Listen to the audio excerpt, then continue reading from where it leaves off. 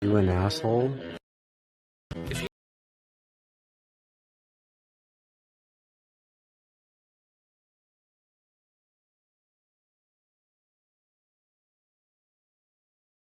Oh.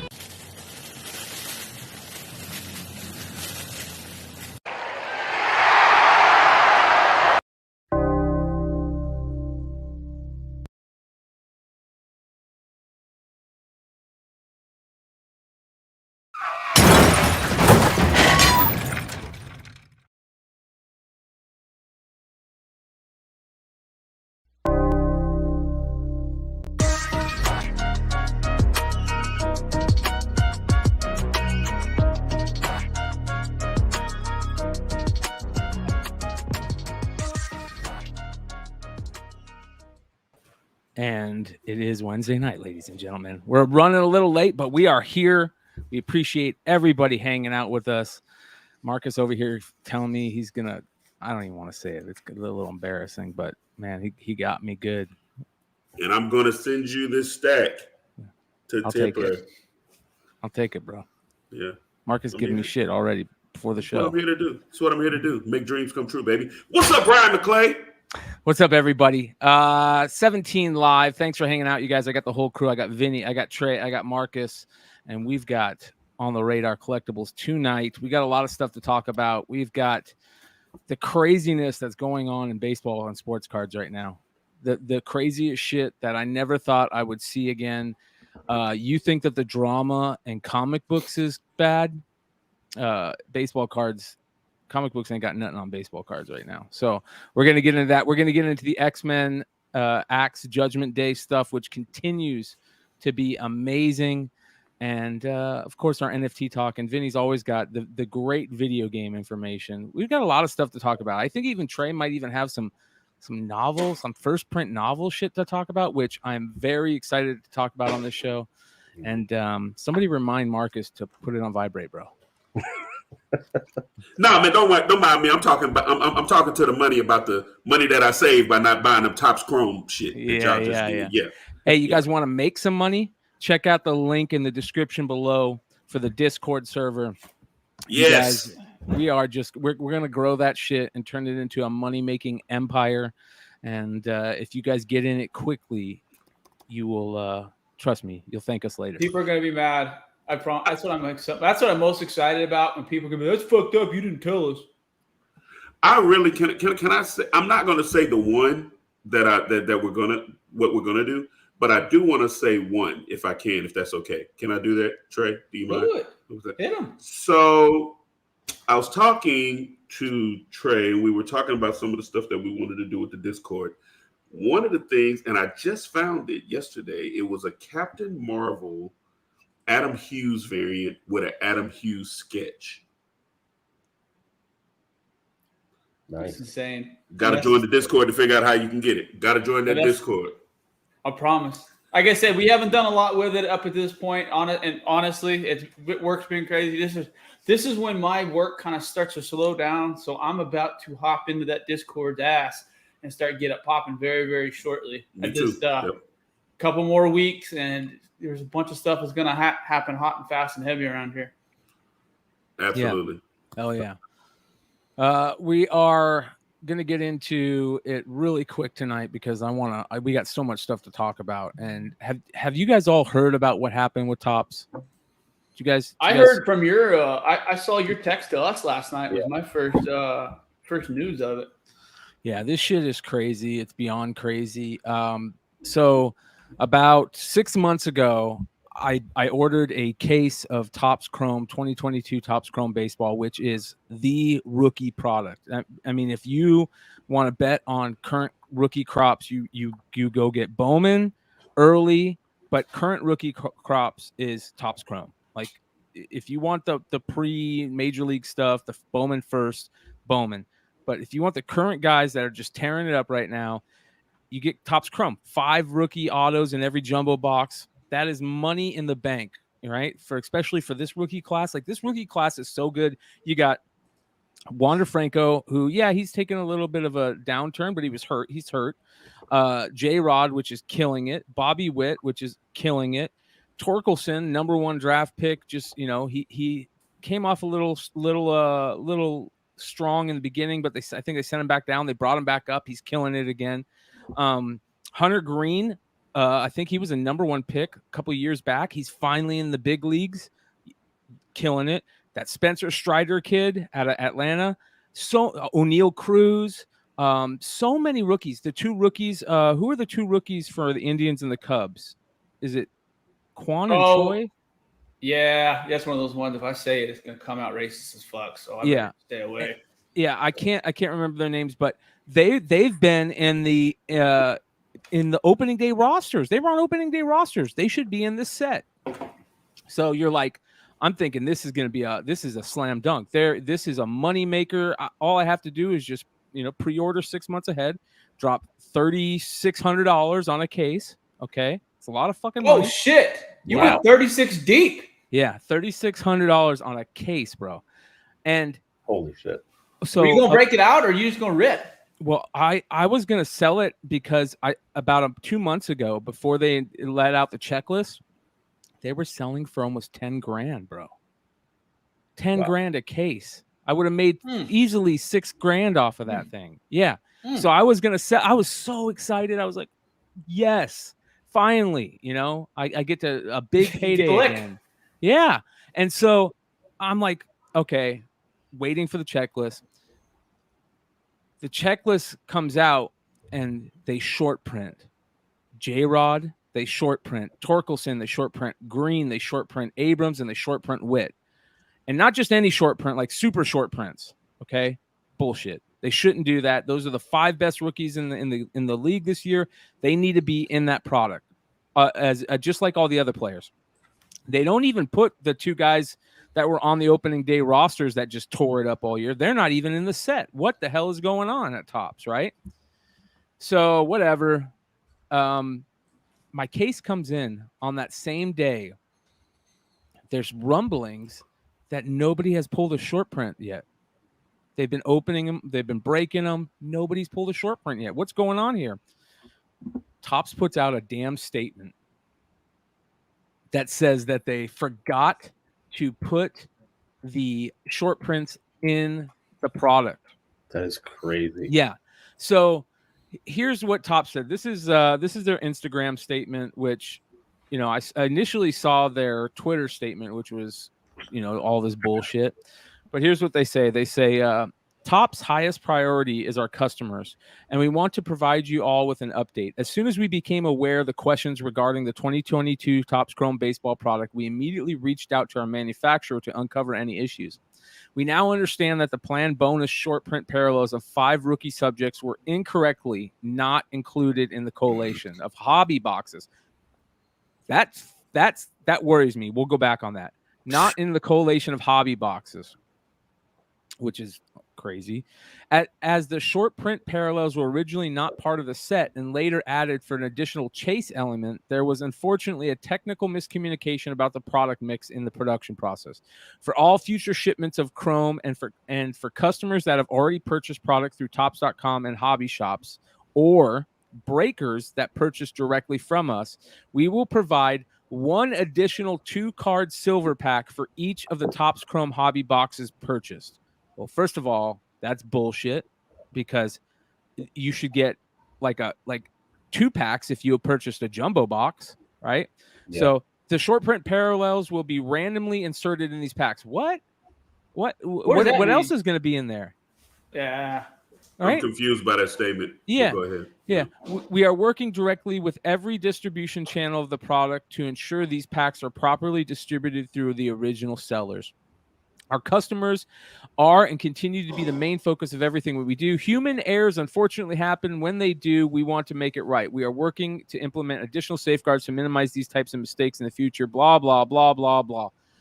Here's the fucking problem, Topps. You guys had a fucking touchdown straight away. I mean, nobody was going to touch you, and you fumbled the ball, man. You fumbled the ball. Panini has taken a huge shit. Their product is terrible. They've added a ton of extra cards on it just to screw the hobbyists, right? Screw all of us. Panini is garbage.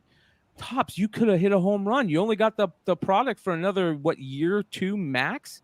And this is the best rookie class in baseball in maybe 10 years or more. Like, what is going on here? I don't know what to do. So I hit up Steel City. I say in an Instagram post to them who I bought my cards from. I said, what is going to happen? I purchased a jumbo. They're like, we'll get whatever we get out to you. But what am I going to get? Like, is what I'm going to get as good as what I should be getting in that case? And then second of all, should I even open? Like, I'm not even going to open the case now. I'll just take those silver packs. And that case is worthless, though. Yeah, Nobody's going to want to open that case. I'm looking at prices on the cases right now, and holy shit. They're going down? Oh, yeah. Dude, it looks like, I mean, you can get a case for $17.50 right now. A hobby or jumbo? Yeah. Is that what you had, jumbo? Yeah, jumbo. Eight jumbo boxes, 5 autographs per box, so 40 total autographs. Here's the thing. Thank God I bought jumbo, right? Because I'm maximizing the rookie autos. Oh, here's the other fucking thing that they did. For the first time ever, Topps added veteran autos to the set. So now you're not just getting 5 rookie autos. You have a chance to get 1 rookie auto and 4 veteran autos. I don't want Matt Olson autographs in 2022. I want J-Rod autographs. I want Torkelson autographs. I want, Wander Franco autographs, O'Neal Cruz autographs. I don't want any veterans. I didn't buy this to get veteran autographs. But, I don't know. There'll be a fucking Dickie Thon shit fucking autographed. Yeah, these not like I went over it. They added like 47 veterans, but that means that's probably like 100,000 extra cards, right? Because you got all the different parallels, all the bullshit. Man, Creed says, adding veteran autos just shits the whole set. Yeah, it's ridiculous. Joseph says, would those be air boxes since the top rookie is not in the box? No, they're worthless. They're not correcting it. They're not sending out new boxes with stuff in it. What's the best thing? I was gonna say, and Brian, the jumbo boxes last sale looks like it's $3,000. So it's down from what you bought it from. So wow, yeah, that is heartbreaking, man. That sucks. That was a $10,000. That was a $6,000 flip, $10,000 total. I mean, they were selling for $9,000, almost $10,000 a few months back. Can you imagine being the guys that bought it from a secondary, they pre-ordered it from somebody that was selling their pre-order for $10,000, and now, I mean, all those people are going to cancel. Yeah. Hey, what do you think all those people, those thousands of slots that were sold on eBay for fucking breaks are going to do? Yeah. So here's the thing. Advertising Brian Nash's and Julio Rodriguez in their break titles. What are they going to do? Are they going to fucking... So here's the thing. Thank God I bought the jumbos because I have a higher chance of getting the autographs. They at least put Julio Rodriguez autographs, Bobby Witt autographs in there. They're short printed still, and they're in there. They've sold. Look at the Julio Rodriguez. It is so beautiful. It is a sideways card. Look at the blue. I'll pull up the blue parallel. It is one of the most gorgeous cards you'll ever see. And I have chances of that. So there's still a little bit, a play in there, but not anything like. And now what are those silver packs going to go for? Are people going to weigh the silver packs because, they can tell if there's parallels in there or for the short prints are in there? Like, is there going to be any of that fuckery going on? I'm saying there's a high probability of it. Yeah, there definitely is. Definitely is. Dude, we're in the day and age. If there's a possibility for fuckery, there's gonna be fuckery. Yeah, absolutely. You just gotta assume that. It's sad, but it's the truth. Look how beautiful this freaking card is, man. And again, I would love to open this just to chase this card, but I want the shot at base cards like this. Look how beautiful that is, man. That's awesome. That is so gorgeous. What a great card. And I usually hate horizontal cards, but man, that's excellent. It's a good card. I'm with you on the horizontal. They're not my favorite way to look at a card, but I want base cards. I want my base card of that. I want my base card of Bobby Witt. And you're not going to get them. Yeah, I want my refractors of those guys. Mm-hmm. I want my numbered parallels. I don't know if, I'll be honest, this is probably the straw that broke the camel's back for me, where I'm like, fuck it, I'm out. You know, I'm not buying any more wax anymore. I'm done with wax. I'm just going to continue to play it safe. It's not the funnest way to do it, right? Don't get me wrong. Open and wax is a blast. It's the only reason you buy it, just because it's fun to open. It's a gamble, but I'm going to start playing it safe from now on. I'm just going to start prospecting. We're going to, do our best to start looking at the cards. Like you were saying, Trey, looking at the cards that are going to be the home run hitters, the sure bets. Start picking them up at PSA 10s. Hell, shout out to Yeezy Yee, who he showed me this. You guys are gonna trip on this. This is the type of play that this is gonna cause me to have. Let me show you this. Look at this. I think he paid $60 for this. PSA 10 Khalil Watson Sapphire Chrome. You know what I mean? Nice. Like that, how for much? $60. It's nothing. That's the number one prospect in Bowman right now. Wow. And at $60, that card should be going for $60 raw. And this is what's going to happen. And here's the other problem. Think of all these breakers that probably drop so much money on Topps Chrome. Yep. And here's the other thing. Panini's not putting out any product anytime soon. It's all, there's no release dates on anything. What's going to happen to all these breakers, man? Yeah. They're going to be opening wrestling cards for the next 6 months. You know what I mean? They're going to be I got stuff for you, McClay. Tomorrow morning, there is a good chance of the Sapphire Garbage Pail Kid drop on Topps. Ooh. Yep. Have you ever? Let's talk about that real quick. Have you gotten into the what is that club that they have? Montgomery Club, 582. The Montgomery Club. Nah, I refuse to play those fucking games. Yeah. Now that's where you get all the good shit, but at the same point in time, to join a club to get to buy shit before other people can buy shit bothers me. What are they doing here? They're making me do this shit. What is this? What are we doing here? All right. So Montgomery Club. For those of you guys that don't know, here's some more bullshit that Topps is pulling. And you had a home run, you had a touchdown, you had a slam dunk, whatever you want to call it. A sure bet, Topps. You could have gone out on top. You could have went out. Yeah, you lost your, the rights, the exclusive rights to do baseball to Fanatics. Yeah, Fanatics is buying Topps, but you're still going to have your reputation intact, right? And Fanatics can hopefully continue that reputation. Nope, you fucking fumbled. So Montgomery is a special membership that you have to get with Topps. And I think that they only open it randomly, right? Like there's certain times when they open it and you're lucky to even get a chance to get into it. If I remember correctly.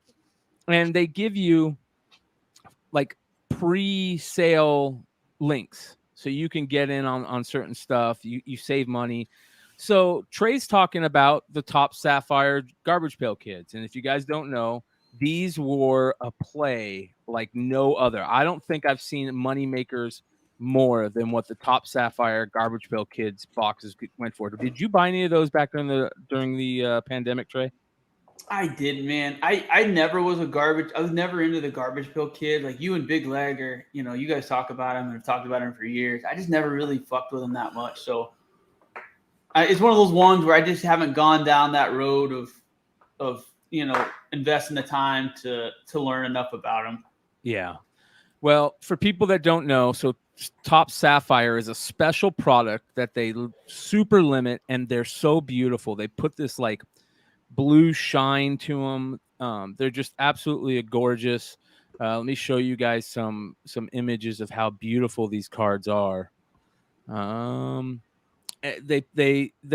awesome. They're the best product out in trading cards or baseball cards, period. There's nothing better than Sapphire editions. They do it for Bowman. They do it for F1 now. They do it for, I mean, tons and tons of stuff. And they started doing it for Garbage Pail Kids. So they did the first series about a year ago. And they sold for, I think they were $240 a box on Tops, $240 a box. These things sell for $1,200, $1,000, $1,200 a box now. Jeez. Wow. Yeah. Out the gate, right as soon as they got released, they were selling for $500 a box. Wow. Wow. Wow. But now I don't trust any of these fucking companies. No, and the other thing is, like, you know, I basically swore off all wax when I started seeing Target charging internet eBay prices. I mean, you can't even, it's not even fun anymore. You go there, it's the exact same price. There's nothing, I don't know. I mean, if you want to maybe open a box of something, that's cool. But I feel like once they started playing those games, it's not the same. No, it's sad, dude. It's really sad. And what Vinny said is the truth. You know how much blaster boxes of Topps Chrome Baseball are? $35 to $40 a box. That's crazy. They should be nowhere near above 20. That's ridiculous. Yeah, they were always $19.99, and now they're like. So check this out, right? So you remember I said put a pin in the thing where it said hobby, that they forgot to put them in hobby boxes. Why did they specify hobby boxes? I don't get that, because you know what? I literally watched a YouTube guy break a whole case of blaster boxes of Topps Chrome last night. Only pull one numbered parallel, 2 autos, no short prints. So why are they just saying hobby boxes? They're fucking lying. Are they instantly gonna redo the retail boxes so any of the early retail boxes won't have them, and now now that they know they messed up, other retail boxes are going to have them? Are we going to be looking at retail boxes to try and find out what print they were? It's ruining baseball cards even more. I want nothing to do. I'm so mad, when you take the fun out of it already by costing so much, right? I'm cool that I'm not going to get my return on investment for every box, but I want a chance to at least get half of my return on investment. I want a chance to pull some cool numbered parallels. I want a chance to pull some of my favorite players and chase cards, you know. Nope. They print the shit out of them. Your return on investment is nil. Good luck even getting your favorite players anymore, because they're probably not even going to be in the set. It's absolutely ridiculous. It's sad, man. And I feel bad for parents that were into collecting cards that are trying to get their kids into collecting cards. There's no way. No. There's no way that kids can collect cards. No, I mean, fuck no, it's too expensive. You can't collect Fortnite cards because people are fucking flipping them. You know what I mean? Like, we have ruined so many things for children. Like, the past 4 or 5 years is this group of kids, they're going to be like super villains when they come to age. Yeah. Yeah. Well, you know, we were talking the other day about the AI art and all that stuff, you know, and how, you know, these kids are going to grow up. They're not going to become artists anymore, because they can just go to a computer and create it for them. And that one art thing where the kid won the contest using the AI art, you know, all that stuff. Have you guys seen this? This is crazy. Shout out to Hartman Sports Cards on IG that sent me this. We were talking, I think it was on the show not too long ago. We were talking about this, and I've talked about it on other shows that, you know, also that I think it would be cool to take this AI art and make a comic out of it, right? Because you can have AI come up with a plot, you can have AI do all that stuff, right? Yeah. Check this shit out. The Marked by Image. Tell me that isn't AI art. That's 100% AI art. I don't care what anybody says. That AI art does that stuff where that looks exactly like AI art right there.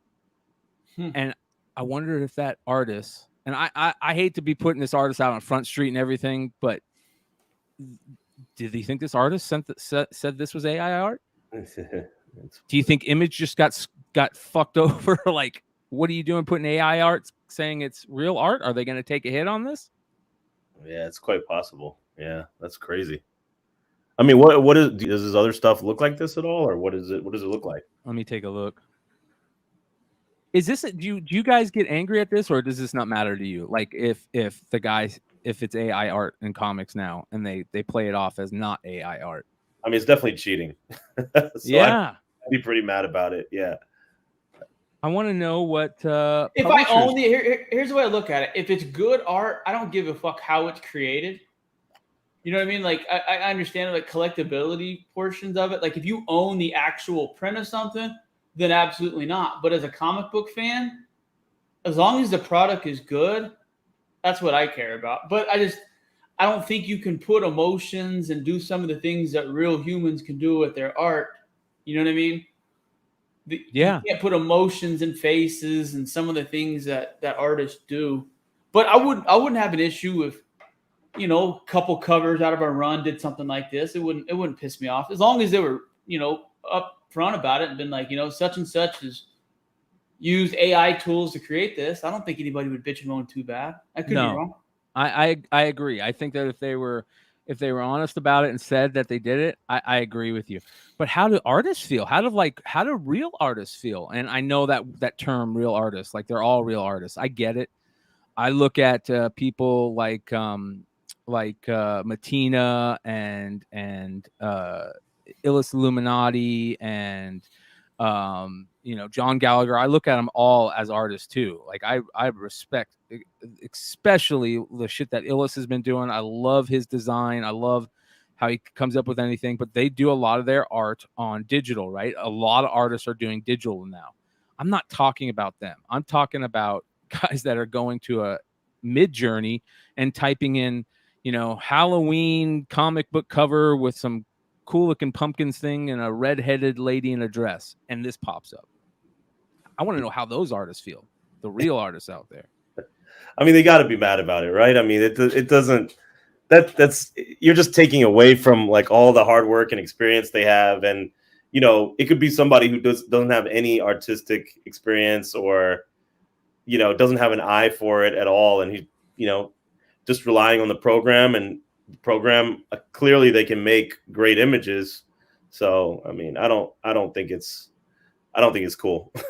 You know, and listen, I could totally be wrong about this. I get that. I could totally be wrong about this and it not be AI art, but that looks like AI art to me. It really looks like AI art to me, and I want to show some people kind of what I'm talking about. This is my homie Chuck that does this stuff.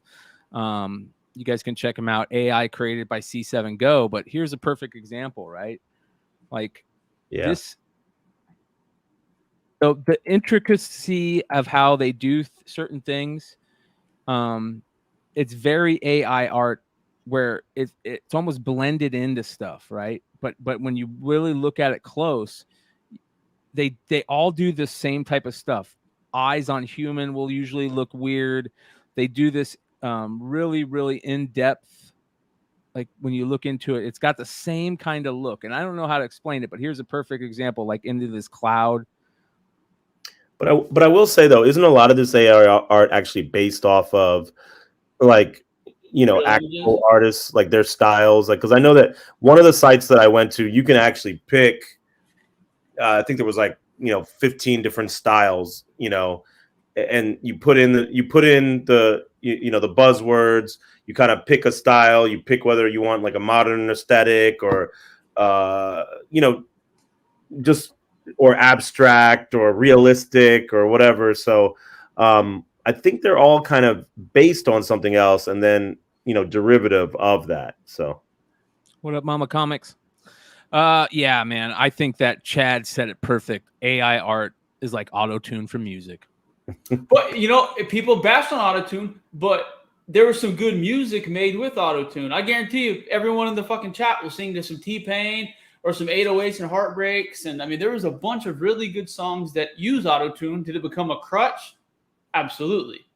But auto-tune was cool for a while. I actually liked T-Pain. I thought his songs were good. I thought it was creative the way that he used it. well, auto-tune is actually frequently used, and I think when we think auto-tune, we think of T-Pain, or we think who else, Akon, or some of these other guys, but pretty much every singer you can think of, they use auto-tune. Like the engineer will use auto-tune to put them on key. If they're off key, it puts them on key. So that's like a regular plugin that people use. Yeah, most people that use auto-tune nowadays can't sing, but when it started, it was exactly that. It was most people that could use it can sing. Like T-Pain, he could really fucking sing, dude. Yeah. Sway Lee, he could really sing. A lot of these guys just it creates. It was kind of like that new when a new sample comes out and everybody wants to use it. That's kind of like how it seemed. I don't know, man. It's very interesting how all this stuff is playing out, and how it's gonna change everything about not just it's changing our hobby, it's changing everything that we love.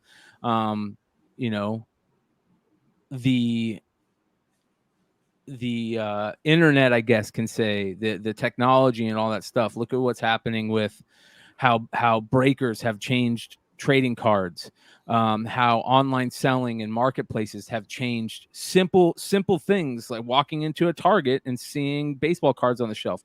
We're now just seeing that for the first time in years. And I think breakers are go ahead, brother. I think breakers are to blame for what's going on with everything in the card market. Because when you have to make a profit margin when you're buying these $20 blasters, and it happened during the pandemic because there was no entertainment. It wasn't necessarily anyone's fault or anything like that, but this is just a cause and effect from it.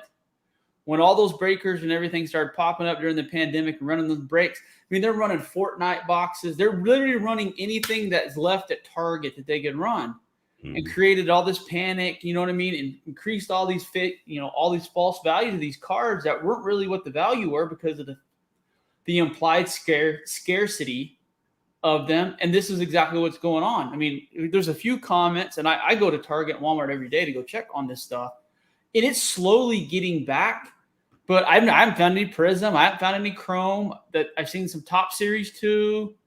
I've seen some of the Optic, some Fat Pack, some stuff like that. There's some stuff out there, but it's what we were talking about earlier. It's so mass produced.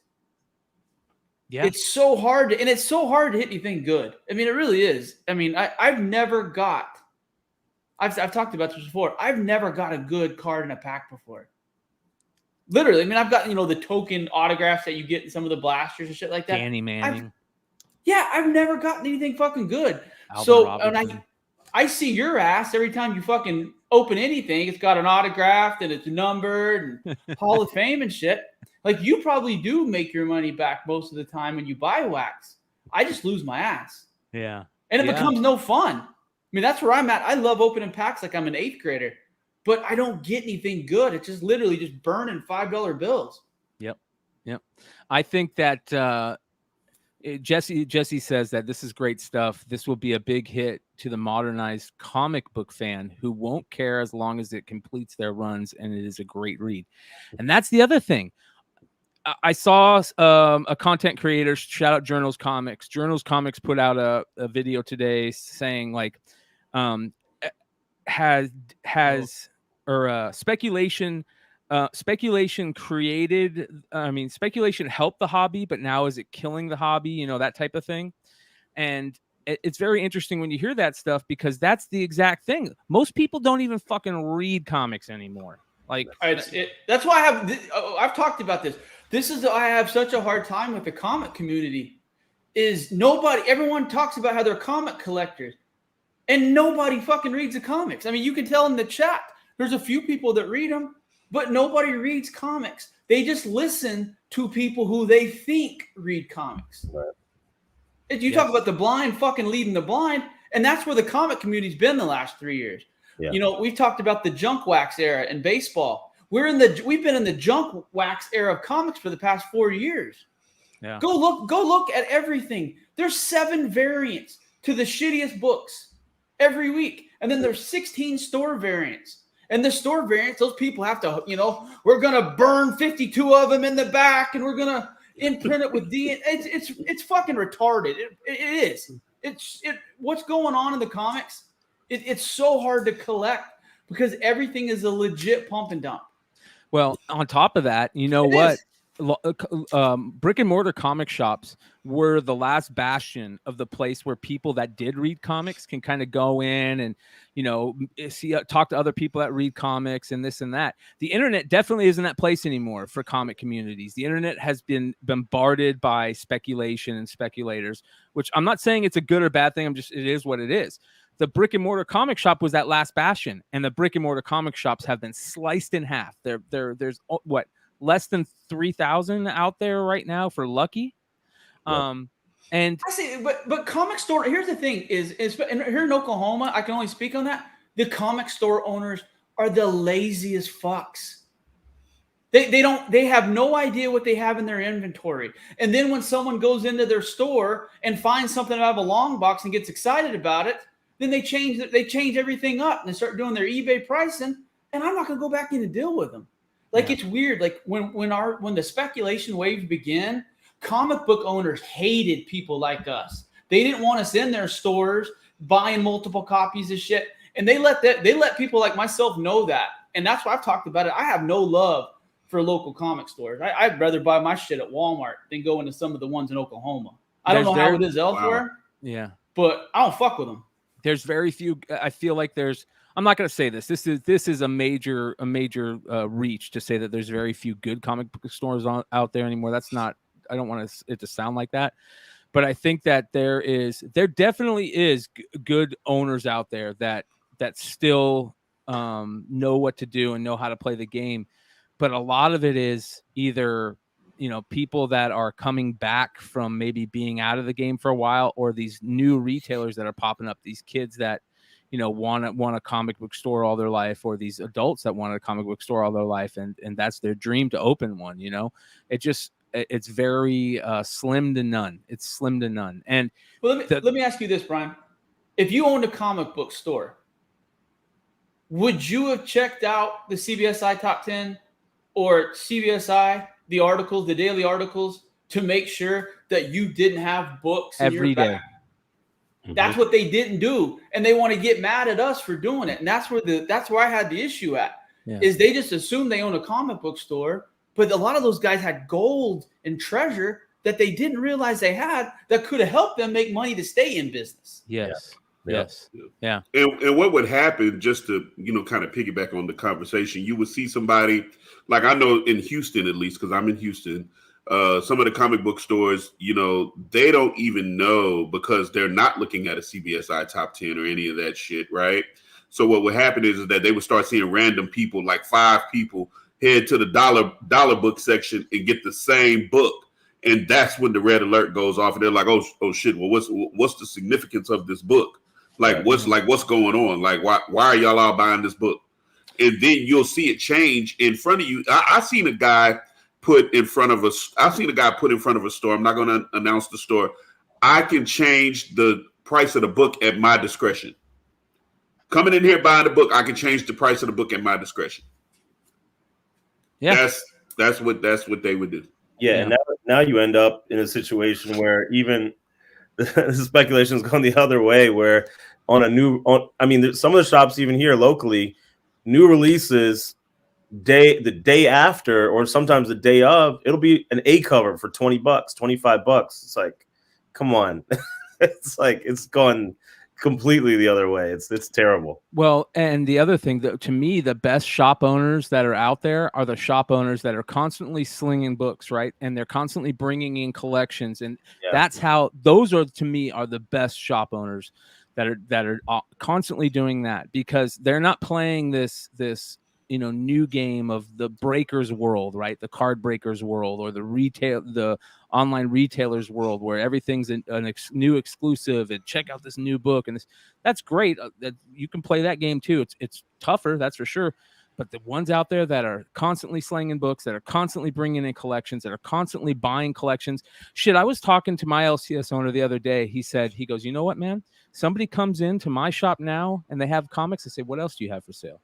Do you got vinyl? Yep. Mm-hmm. Do you got toys? What do you got? I want it all. Those are the good comic store owners, man. Another thing too is there's too many sharks in the water. You know, here's the thing. We're in Oklahoma City.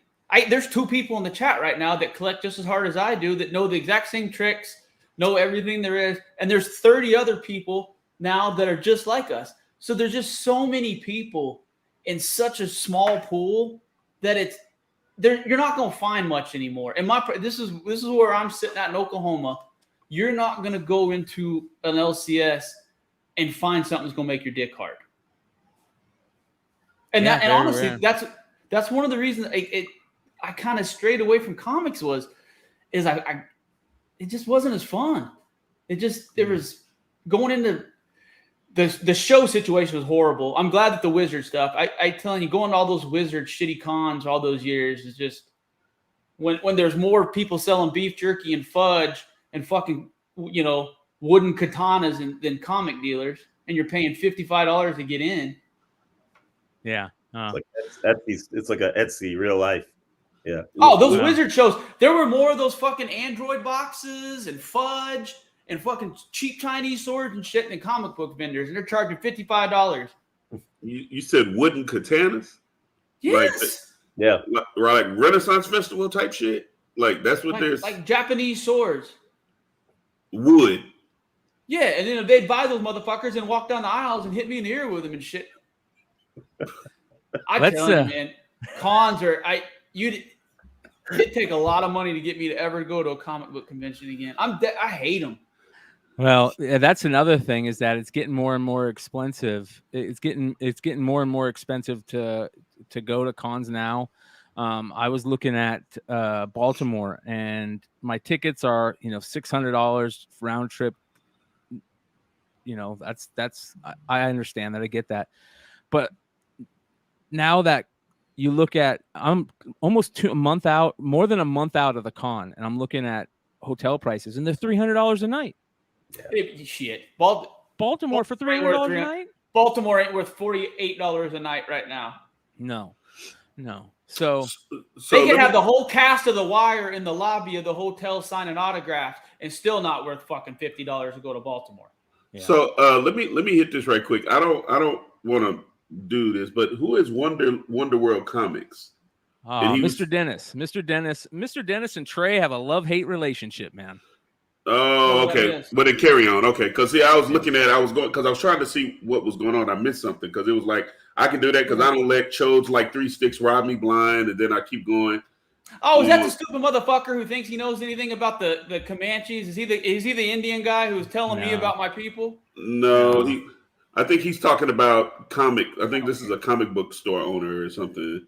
Said industry needs you to drive first. I don't know what it was. I thought it was something going on where it was pertaining to, we were talking about, the comic book store owners. Wonderful Comics. You need to look at your fucking eBay sold and see how many books I bought from you the last year.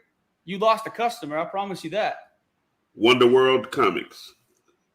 Yeah. And then he said, congrats. Well, we don't. Okay, well, I'm not here to glorify that. I thought he was talking about something of substance. He's not. He's just, he's basically trolling the venting. Chat. Yeah. I mean, and I get it. I don't, whatever the case may be. I think the reality of the situation is, and this is for any comic book owner, because for every one of these, I can show you 2 comic book owners who actually are down with just saying, hey, it is what it is. I don't give a damn. Y'all get y'all money. I make my little money. We move on down the street.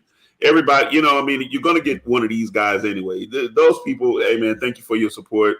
Continue to watch. Hopefully you'll know some books that you need to go ahead and upcharge people on, and we'll know what store not to go to. You know what I'm saying? It's really that simple. But I think that the reality of the situation is, at the end of the day,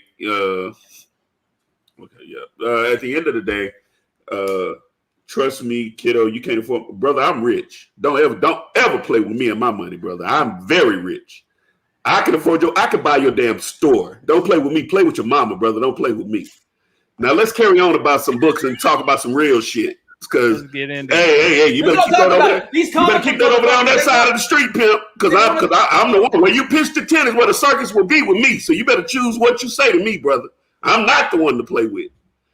So carry on. What are we talking about? It's all about slanging. That's what we're talking about. That's it. Yeah. Let's get into some of the interesting stuff that people are kind of talking about right now. And that is another heated little topic for us. Look at some of these sales, you guys. Wow.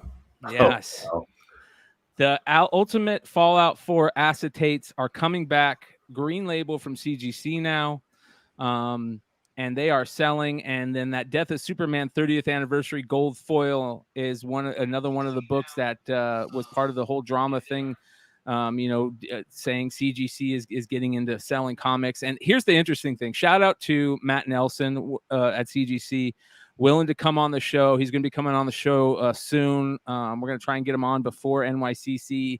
And he is 100% willing to talk about all this, which I give him major credit for. And we're gonna ask him all this and try to get all the questions we can get. So if you guys got questions for him, send it to me on the YouTube. There is a YouTube Beyond Wednesday YTC@gmail.com. If you guys have any questions that you want me to ask, make them respectable. I'm not going to be an asshole to this guy when he comes on my show. You know what I mean? I respect the guy. So make him respectful. But this is the type of shit that is causing people to get angry. Again, Topps, the whole thing that happened with Topps, the whole thing, the hold my beer stuff. This is where we're coming from. You've got this stuff happening, and look at what they're selling for. Are these people, at some point, there's people out there seeing this shit that are looking at these big sales, and they're going, oh, man, this must be something important. This must be something good. And it's fucking ridiculous. The green labels are getting that kind of money. I mean, even let's ignoring the CGC 10, but the 9.8 going for 610. That's pretty crazy on a green label. That's nuts. Yeah, I've never seen a green label make that kind of money ever. Yeah, ever. Yeah, it's a lot. It's a lot, and on top of it, it's a book of fuckery. Yeah, That's the main thing. It's like this weird. I think it's probably the controversy that's putting it there, right? I think Clayton Crane has sprinkled his magic sage over the whole comic book community, as Trey would say, right? He's out there fucking. Now, what do you think about this? Tony Fix said at least they're green. That's what CGC should be doing. Yes, I agree. Do y'all agree with that? Do you agree with that? Yeah. Yes. Oh yeah. Yeah. I agree. Hey Dennis, do you remember that time we were in Baltimore? You don't remember this, but the funny thing is, I got 3 witnesses. Do you remember? Because you're not gonna like what's gonna happen next. Just fucking remember that. I'll come to your store and I will beat the shit out of you and take your fucking hat. I'll spend a year in jail for you, motherfucker. Just remember that. I ain't the one to fuck with either. Man, it's getting fucking. You're a bitch. Your store is a bitch, and you've always been a little bitch. Just remember that. Ouch. I will literally just drop a fucking pin because I am not the motherfucker. Trust me. Fucking over there playing Pokemon, hitting on 15 and 16-year-old girls in Baltimore. I was there, bitch. Oh, he on his R. Kelly. Oh, okay. Okay, that's cool. All right. Well, man, I'm not worried about that, man. Brother, what we He ain't gonna do it. He look at him. What's he gonna do? Is he gonna call his buddy from fucking Bleeding Cool, trade stories and information? Yeah. I'm with Creed. Insert Michael Jackson eating popcorn meme. Yes, I'm just here. For the comments. Yeah, that's right. Yeah, we need to get on topic. Yeah, we're on topic, you guys.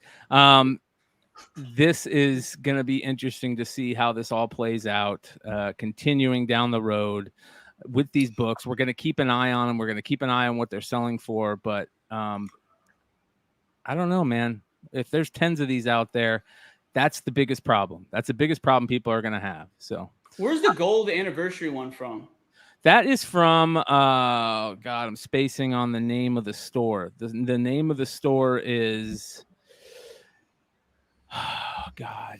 This is the one that had the controversy, I guess, about whether CGC was, part of it as a retailer, right? That this is the one that you brought up a few weeks back. Yes. So what happened is they decided to do so as everybody was doing, right? These reprint exclusive variants are coming out big time. Thank you. Big time collectibles. And a lot of people are doing these reprints, right? That's what the Ultimate Fallout for. It's a reprint. It's a facsimile, as they call it. So this big time collectibles decided, hey, I'm going to do the same thing for the Death of the Superman comic. I'm going to do a gold foil variant, and I'm going to send them to CGC, get them graded take all the only the 9.8s, and then have 300 9.8s graded and destroy the rest. And there's only going to be 300 of these available, all 9.8s. And now they're coming back.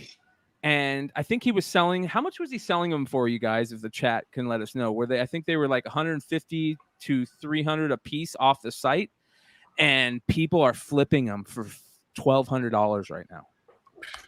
Now, that's crazy. Here's the question.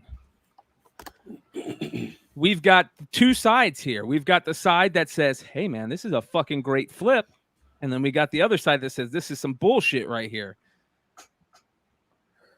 Would you guys be in on this if you had the chance? Yeah, I mean, I would. What do you mean? Fucking A. Yeah, of course. Fucking A, man. $1,200?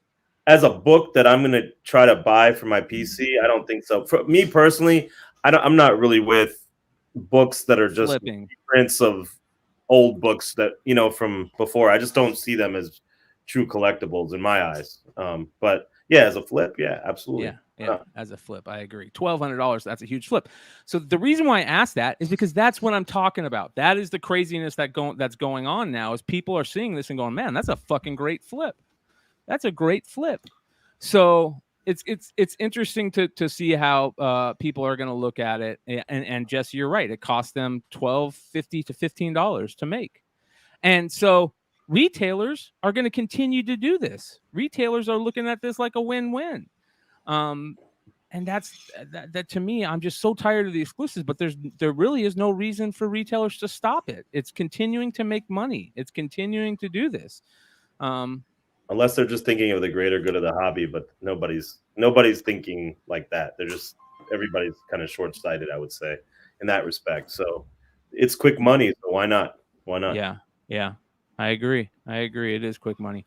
All right, let's get off. I wanted to start the show. I had a huge chip on my shoulder today, so I wanted to start the show and get into it. Here we go. Let's get into the news today. We've got some NFT news, which is interesting. Let me bring these up. Shout out to Marcus, who collates all these. This is very interesting. We were talking about this before the show.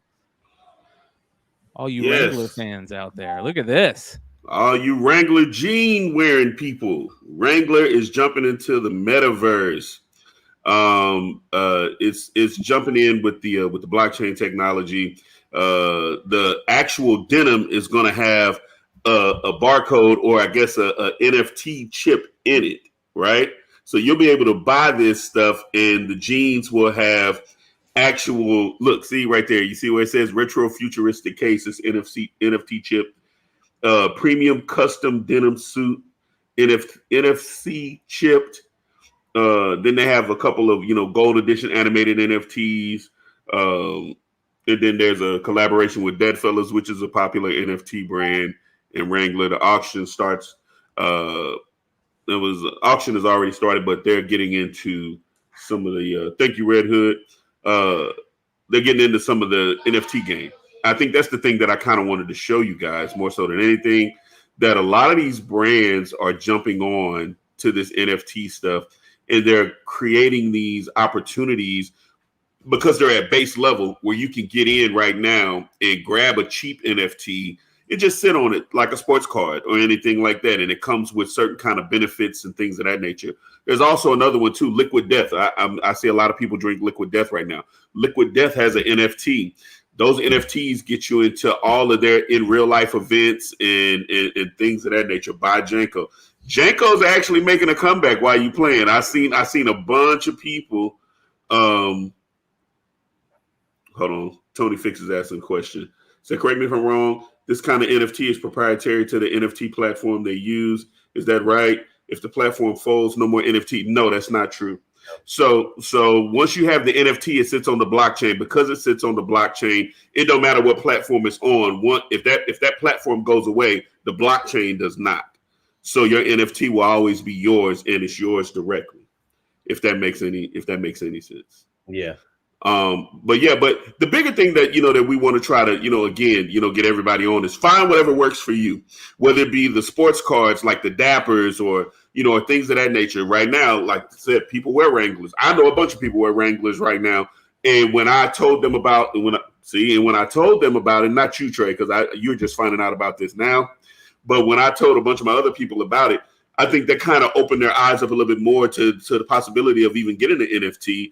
And I think Wrangler is going to be where they're going to start at. So this is a cool thing. I think that find the thing that you like and let's jump in that. Like, that's where you want to go. Marcus, what I think is interesting about this is, there's a lot of the wearables that you can buy as NFTs. So basically, for anybody listening, you can basically buy apparel that you can wear, your avatar can wear in the metaverse, right? But what's interesting here is you're actually buying the piece and then you're getting a one-of-one wearable in the metaverse. So I haven't seen that before. I don't know if you've seen that before, Marcus. Right. No, absolutely. Absolutely. Yeah. I've seen it. You talked about Jankos and stuff and about how they're starting to get more love, and especially collectability. But Jankos were kind of always like one of the clothing brands that was kind of like on the fringe, part of like the fringe, the almost you could say like cool kids crew. Since when has Wrangler jumped into that? Has Wrangler you'd be surprised. Wrangler and a lot of those kind of like sturdy denim jeans, like Levi's has always been a thing, but like the Wranglers and things like that, people are wearing those. People are wearing those and making it a thing. And also what I also want to hit too is, Wranglers were popular, back in the 90s, right? With that grunge kind of, look, and that grunge look is coming back. So that's why the Jankos are getting popular. The Wranglers are getting popular again. All of those kind of earlier brands from like the 80s and 90s are now starting to make a whole comeback. So you'll see that a lot of these brands will start that how they're coming back is because of the metaverse, the NFT. Yeah. What's going on with this right here and Blancos? This is interesting. Yeah. I'm sorry. Yeah, I'm sorry I was on mute. Yeah. So Blancos is super interesting because it is the first. Oh, there it is. Trey. Happy Super Chat Day, ladies and gentlemen. Shout out to Red Hood Joe and Doc Joe for Trey's ticket to Detroit. Hey. Whoa. Hey. Yeah. Hey. Doc, there's one person who knows me very well, and that is Doc Joe. Yeah. So anyway, so Blancos becomes the first NFT game listed on Epic Games. And if anybody knows, Epic Games is what houses Fortnite and a couple other, superstar games. So with this Blancos block party, you can purchase the NFT and play the game through Epic Games. So it sits on their channel, and the game is free in and of itself. So you can buy the NFT and you can play the game with your NFT. It's playable. Yeah. So this is the kind of stuff that's coming. So now imagine. So this is what I mean when I say jump in this early. Imagine when a Blanco shows up in Fortnite, because it's just a matter of time. Yeah. Are these have a real stylistic look that's similar to vinyl toys? Yeah. Yes. And if you scroll up, like you see, there's a dead mouse looking one. Yeah. A dead mouse is a part of this. It's a couple other people that are part of it. If you scroll up, I can tell you some of the names of it. So it's a bunch of like Web3 people, like DJs and artists and celebrities that are already in. 31 million people are already, 31 million people pass through Epic Games every day. Wow. So imagine them jumping on this. Atari just became a partner with Blancos. This is what I mean when I say that people are jumping on this NFT Web3 space and making it all make sense for them. And again, this is on Epic Games. So I would just tell anybody, this is where you jump in and grab it. And look, floor price is 0.02 right now. What is that? Maybe what, 30, 40 bucks? Yeah, no. And look at the design of them. Like a lot of them are in like boxes, like they're a toy. It's cool. That is smart. This is super smart right here. Yeah. Can you customize them? You can't customize those, but again, it's just about finding the one. It's not like a Kid Robot or a Dunny or anything like that. but this is your character that you take into that game and play with. And how come some of them have higher, like it's 12,000 out of 6,000? This one's 3,000 out of only 8,000. Do they? How do they decide? Just a certain type of toy. So like 8,000 of these toys kind of look the same with the 6 eyes or whatever. The 12,000, the more rare ones are lower print run. You know what I'm saying? The more regular ones are higher print run. And each one is a different artist. Right. Yep. That is genius. Yeah, these are cool. I'll say as a video game collector too, and of course as a designer toy collector, but as a video game collector, this is interesting to me because it's Epic Games, and what can you really get from this? Especially this game is starting to take off, so I don't think this is a bad buy. What do you think, Marcus? I mean, I was looking at them probably about 3 weeks ago. I would tell anybody, again, find what you like. I've actually purchased some of these already. Mm-hmm. So, I think it's a great buy. I think it's a great starting point. Again, I think the Wrangler is a great starting point. See, like that, this one right here, the one you just with the robot and the skull, that's me. That's me all day. That's a fine artist named Quicks. He's like a very popular designer toy artist, actually, from the Philippines. I got a question for you two guys. What about the airdrops? So you have to have an iPhone to receive them. So can you airdrop to an Android? Like how? Like yeah. It's all about your wallet. So as long as you have whatever NFT it is to qualify the airdrop in your wallet at the time where they take the snapshot, then they'll just airdrop it into your wallet. So to give you an example, when I found out that Murakami Flowers, like Takashi Murakami's project, was going to have an airdrop. And they said, if you have one of the flowers on this day, then we'll do a snapshot and then you'll get an airdrop shortly thereafter. So I actually ended up buying one before the airdrop, but so I could actually get the airdrop or qualify for it. So as long as it's in your wallet, you're good. So if you have it in your MetaMask or your Coinbase wallet or whatever it is, then you'll get it. Verbiage of the AirPlay. I just assumed that since it was AirPlay, that was an Apple term, that it was an Apple only thing. So that's actually good to know. That was some of those things you were talking about, airdrops. I just assumed that you needed an iPhone to get them. So no, and even like last week when I was talking about the DraftKings NFT stuff, they just airdropped me that pack, like the NFT pack, just because I play DraftKings. So, and I got on and got a bunch of shit players. My players were trash. I didn't even know who any of these players were. But the simple fact that I was able to sign up and get on and get airdropped a whole pack that same day within the 30 minutes of me just kind of playing around with it. I mean, amazing. And then also, too, what you want to look at is, again, sustainability when you're looking at these NFTs, right? So, with Vinny, he bought the Murakami whatever to get the flower. When he got the flower, that flower had already entered at like 1 ETH or some crazy number. It was already worth more. What he got for free or next to nothing was already worth more than what he had spent on it already, if that makes any sense. So he came in making money. Do we need to talk about the merge at all? We don't have to talk about the merge yet, simply because we're just waiting for the fallout of it. You see what I'm saying? Because right now ETH is down. So some people can look at it and say, okay, ETH is down, it's going to crash. I'm not going to look at it like that. I'm the person that's going to look at it and say, now's the time for me to buy even more while ETH is down. So now that blue chip that you've been looking at, if you're an NFT person, I'm going to let it drop a little bit more. I'm looking at it. I'm trying to grab it. I'm trying to get in there, get into that exclusive community. Like anything Yuga Labs right now, you're going to win. Anything Yuga Labs right now, you're going to win. World of Women, Bored Ape, Mutinate, the damn dogs. It doesn't matter. And so that's what, we were talking about offline, me and Vinny, what he put in the chat. Some of this stuff, some of these blue chips are going for it's still expensive, but as ETH is dropping down, 11 ETH is worth much less the cheaper ETH goes down. You see what I'm saying? So the cheaper it is, you want to know which ones the plays you want to be looking for. Like for me, I'm looking at a doodle. I'm waiting on it to drop low enough so I can grab a doodle. Waiting on it to drop low enough to grab an invisible friends. These blue chip projects that aren't going anywhere anytime soon. And when it hits, it goes back up to these crazy numbers because ETH is going to rebound and hit amazing numbers. I mean, we already know what it's going to do. So now's the time to grab.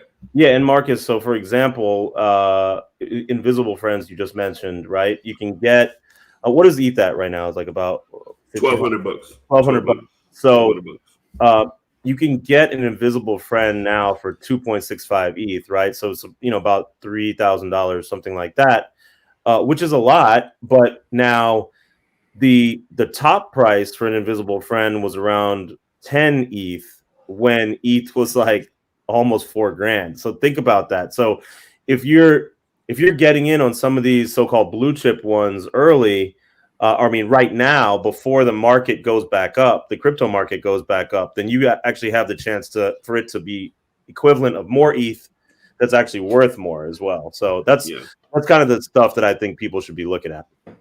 And then to kind of, put a cherry on top of all of what we're talking about. Again, I say you could have bought a Bored Ape when it first came out. I think it was like $800, somewhere around there. Could have bought a Bored Ape. When Bored Ape first became Bored Ape, you could have bought it at $800. The cheapest Bored Ape right now is going to be anywhere between what, 200K, somewhere around there. But with ETH dropping, maybe 150K somewhere around. You're spending six figures out the gate to get a Bored Ape, and it's not going down. That price ain't going down. It's only going to go up. Yeah, so it's like, go ahead. Bought a Bored Ape, I think, for $1,000. He sold it for 15 ETH. But remember, they got up to like 99 ETH. So I was like, damn, you sold it too early, man. That's crazy. Can you imagine 99 ETH at $2,000 per ETH? Or so one ETH, $4,000. ETH was at $4,000. So one ETH was $4,000. So you look at 99 times 4,000. That's how much one Bored Ape was. It's crazy. Yeah, that's big money. So you guys got faith in do you have faith in that Bored Ape long term? Like, in 10 years, do you think that the value of these Bored Ape NFTs will be the same as they are, or do you think they'll go up? Because Vinny and I had an interesting conversation about collectibles a couple of weeks ago about curves. That most collectibles have gone up consistently since 76. Mm-hmm. There's been a couple. There's been a couple years where there's been lulls. But there's never really been a dip, and there's always been a slight increase. Do you think that these NFTs are going to be on the same trajectory? Okay, so my personal opinion, the Bored Ape specifically, not NFTs in general, just the Bored Ape. Yeah. So what I think that Bored Ape is going to do, just in my personal opinion, I think Bored Ape is going to evolve, and we're already starting to see it. They're starting to get into other kinds of intellectual property. That's why the value of a Bored Ape is going to go up. It's not going to necessarily be about the NFT in and of itself. It's going to be what the NFT does, or what it has, or what it brings with it. You see what I'm saying? Like you look at, I know right now, just to make it all make sense, Snoop and Eminem did their little show in the metaverse. Snoop has a whole line of merch because you have the IP rights to your Bored Ape. So Snoop has a whole line of merch with his Bored Ape right now. You see what I'm saying? So imagine if, let's say, one of these people is a fashion designer, right? And then they do a line of clothes with the Bored Ape that they have an IP of. And the Bored Ape is cool looking, and they call it a thing. It's the gift that keeps on giving. You see what I'm saying? In the context of what we're talking about, there's ape water right now. You go to LA, there's a whole Bored Ape restaurant right now where you go get like cheeseburgers and shit, and it's chased, and they're using the IP rights of the Bored Ape that they have. So that's why I think that yes, the Bored Ape in and of itself is going to be higher, but it's not going to be because of the NFT. It's going to be because of what you can do with it. That's what's going to make it go up and go up in price. Tony Fix, I think it's celebrity.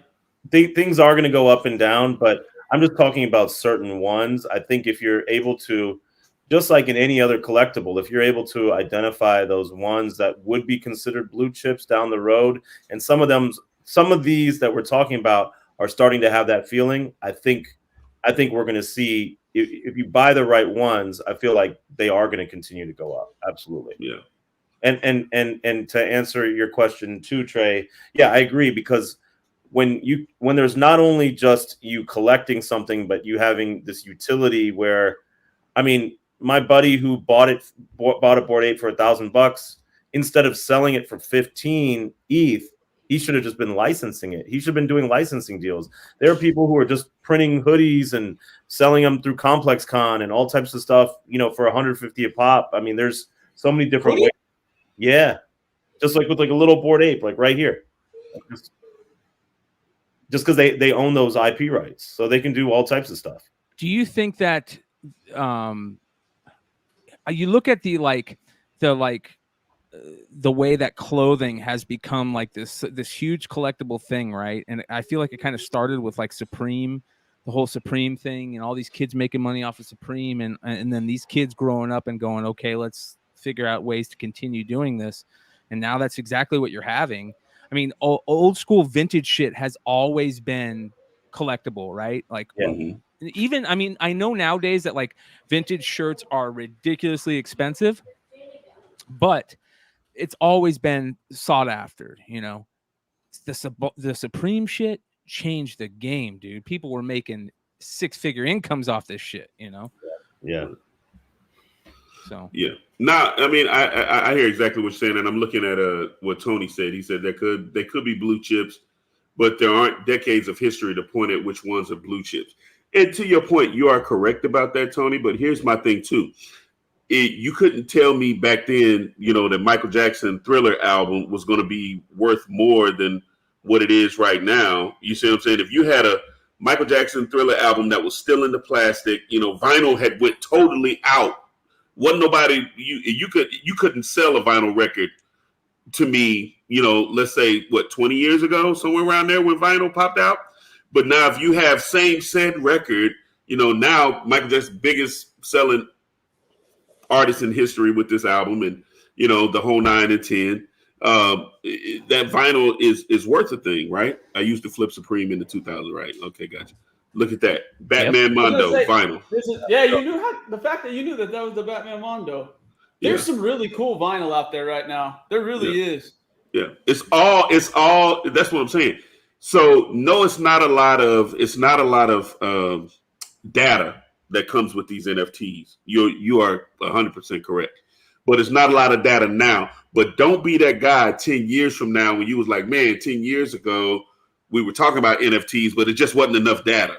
You know what I'm saying? When it really doesn't cost you much to just roll the dice on some of this shit. Yeah. You know what I'm saying? The ones that are out the gate are out the gate. I mean, you can't even catch that, right? But the ones that are cheap enough that you can catch and do some shit with, who knows? I got some shit in my wallet right now that is probably gone to shit. But 3 years from now, I'll look up and then you'll be like, oh, well, damn, who knew that this was going to take off like this? The person, like, Bitcoin wasn't a thing until it is what it is now. Like, imagine somebody trying to tell you about Bitcoin when it was at 6 cents. And it was like, hey, this is going to be called cryptocurrency, and we're doing, decentralized, and and this is, whatever. I remember when ETH was $100, and and there was, and somebody said, you know what, it's not enough data on ETH before I can spend enough, because I was that guy. It's not enough data. It's not enough data on Bitcoin. You know what I'm saying? But the ones that said, I don't need the data, I just need I'm gonna step out here, I'm gonna just throw $100 to it and just see what happens. Is that a Mondo poster behind you, Trey? Man, I think it's from Scuzzles. Okay.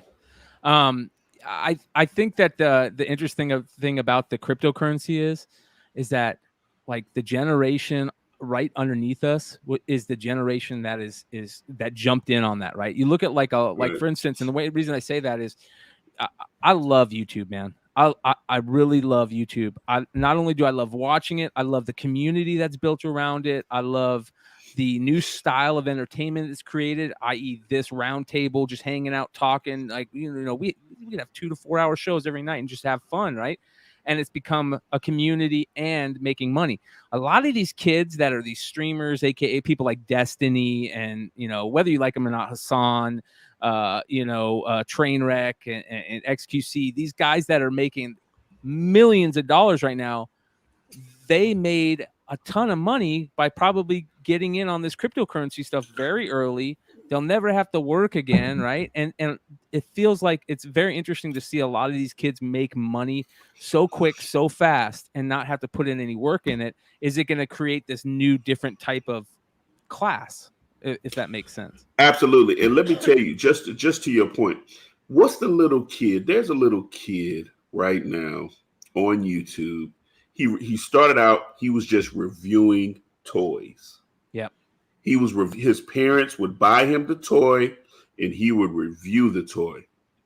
He is now one of the highest paid kids in the world. I think this kid got like a TV show. I can't think of his name right now, but all he did was review toys. This kid's making like $42 million a year. They said it was like $36,000 a day. Yes. It's something. I mean, I've lived off less than that in years before, boys. Come on. I mean, you know what I'm saying? So it's like, so we can sit here. Here's my thing. And man, I love Avengers. And the coolest part about Avengers is Thanos, right? Thanos was a badass motherfucker in this movie, in the movie, hands down. But some of the shit that he said in these movies was so fucking real. He was like, man, he said, run from it, dread it. Destiny arrives all the same. That's what he said in that movie. If you really process that, right? Let's put that in real world shit. You can run from this shit all day. It's going to happen whether you like it or not. Yeah.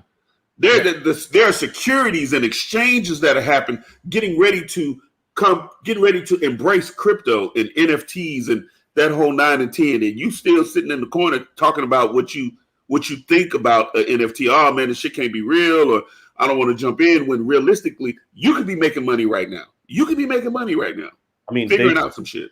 I read today that I think they declared Bitcoin dead again, as of today. But how many times I was reading somewhere else, how many times it's been declared dead? Like, I think it's like 70 times now. So, I mean, of course, there's always the chance that all of these could go to nothing. But I think there's so much behind it. There's so much support. There's so many brands getting involved, so many artists getting involved, that I think it has like a pretty solid chance. Not all of them. Of course, there are going to be projects that die. The majority of projects are going to die. But absolutely. There are going to be those breakthroughs that are going to be around. I think so.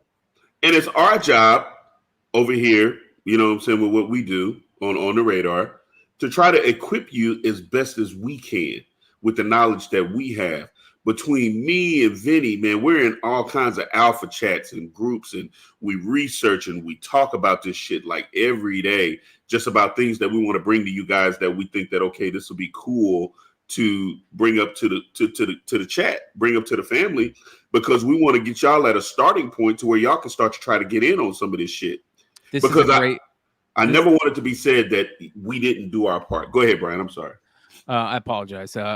Shane says, question regarding IP, intellectual property. I have sketches of Wolverine used in the opening credits of the animated 90s X-Men show. Could I use these as NFTs? I'm sure I can't, but is there any loopholes with this? Talk to this guy. I wouldn't. I think you're asking for a lawsuit or a cease and desist letter from Marvel. Because at the end of the day, yes, you have the sketches. I mean, it's something that, it's like I buy original art, right, from comic books. I can't NFT that original art without Marvel or DC's blessing. It's just not. I wouldn't go down that path. I think you're going to have an issue, because at the end of the day, that's when you start talking about essentially merchandising the IP. NFTs could be considered merchandise by a lot of people. So that's a right that stays with the companies. So now what you can do, you can make it an NFT for you. Like, you can't sell it, but you can make it like your own individual NFT. Like, if you just want it in your wallet and you want to do something with it, you can do that. I know people that have done that. Like, if I want to take, this Jim Lee piece that I have of Scarecrow, I can make it an NFT for me. I can't sell it, but I can make it an NFT and make it a PFP, whatever. I can do what I want to do with it, but I can't sell it. The minute I try to sell it, it's a lawsuit, not just from Jim, but from DC and everybody else who actually owns it. Yo, I got a question for you. Let's say February happens in Texas again this year, and the cold storm from hell happens, and the family, they're getting cold. They ain't got any food. It's getting cold in the house. You've burned everything else up. What do you do? Motherfuckers finna freeze, Doc. I see every. Hey, look. No lie. Oh, I ain't got it here. I'm gonna just use this because this is the closest thing to me. Look, they're gonna find us in here with an original art blanket. They gone. He dead.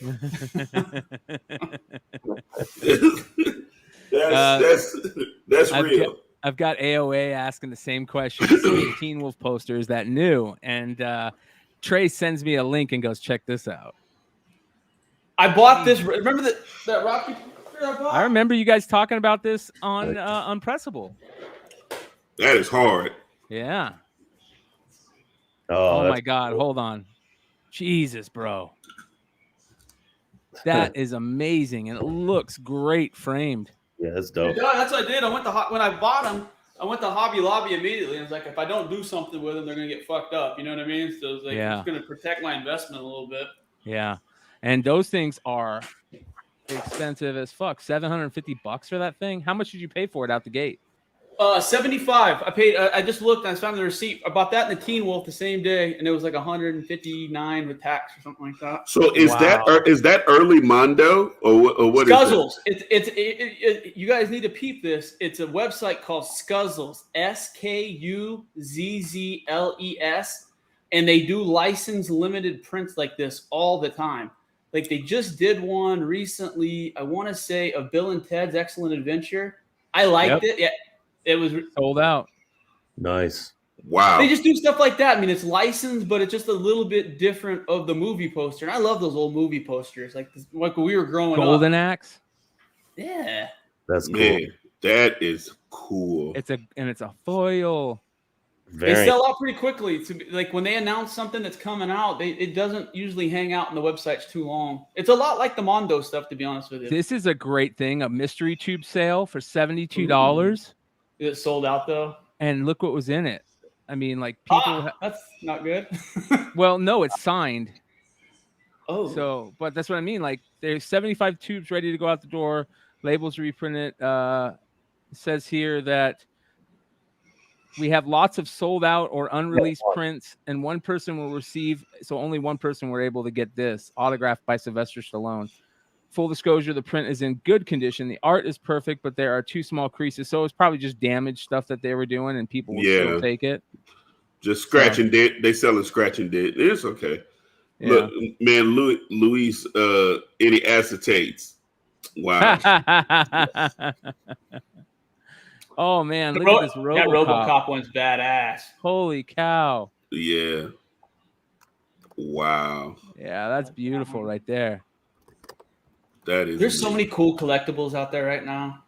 Well, I'm glad we brought this up because this is another play, you guys. I mean, look at this. Wait, what the fuck is the Russian variant? Oh, with the Russian lettering. Yeah. Good, the bad, and the ugly. Ooh, look at this Army of Darkness one. Holy cow, dude. Wow. $40. You guys, this might be the play of the century to start keeping an eye on this stuff. You know what I mean? Yeah. No, I've been keeping. I love this stuff. It's Invisible Cinema. I have to check those out. I'm a matter of fact, I almost want to reach out to these people and see if we maybe can get some type of sponsorship going because this shit is awesome. This is dope. Yeah, and Mondo is just everybody knows about Mondo. So look at that, dude. Look at that Stargate one, holographic variant. Oh my god, that's badass. Is that poster size? Wow. It is 24 by 36. Oh my god, dude. That is beautiful. Yeah, this is going to be the play, you guys. We're going to keep our eyes on these posters for now on. That's for sure. So, all right, you guys, let's get into some comic talk. talk, and then we got some video game talk and the market report.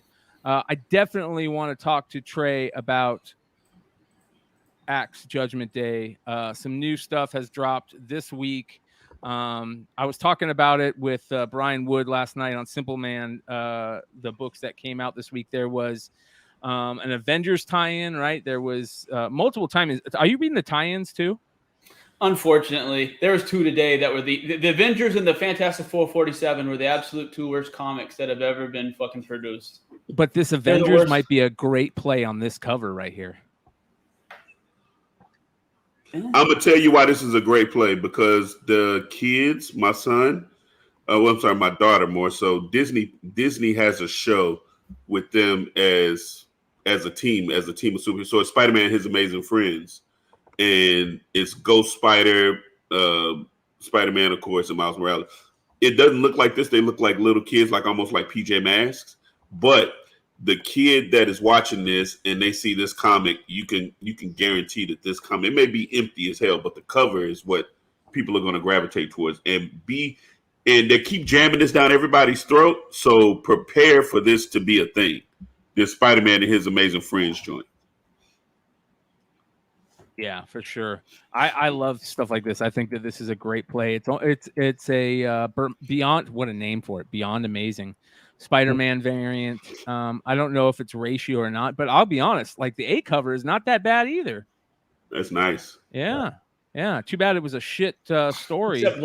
Except Black Widow and Hawkeye have fucking nothing to do with any part of the story. I can't stand that, man. I mean, I understand the variant stuff, but when you're doing it and the A covers and they have nothing to do with it, like that's garbage. That's absolute garbage. All right, the Fantastic Four. Did you read the Fantastic Four too? Yes, I read 8 pages of it and realized that it had absolutely nothing to do with the Axe. They literally show the progenitor on like page 2, and other than that, they literally completely do their own thing. It's that these tie-ins are bad. Yeah. I hear a lot of maker buzz right now. Continuing.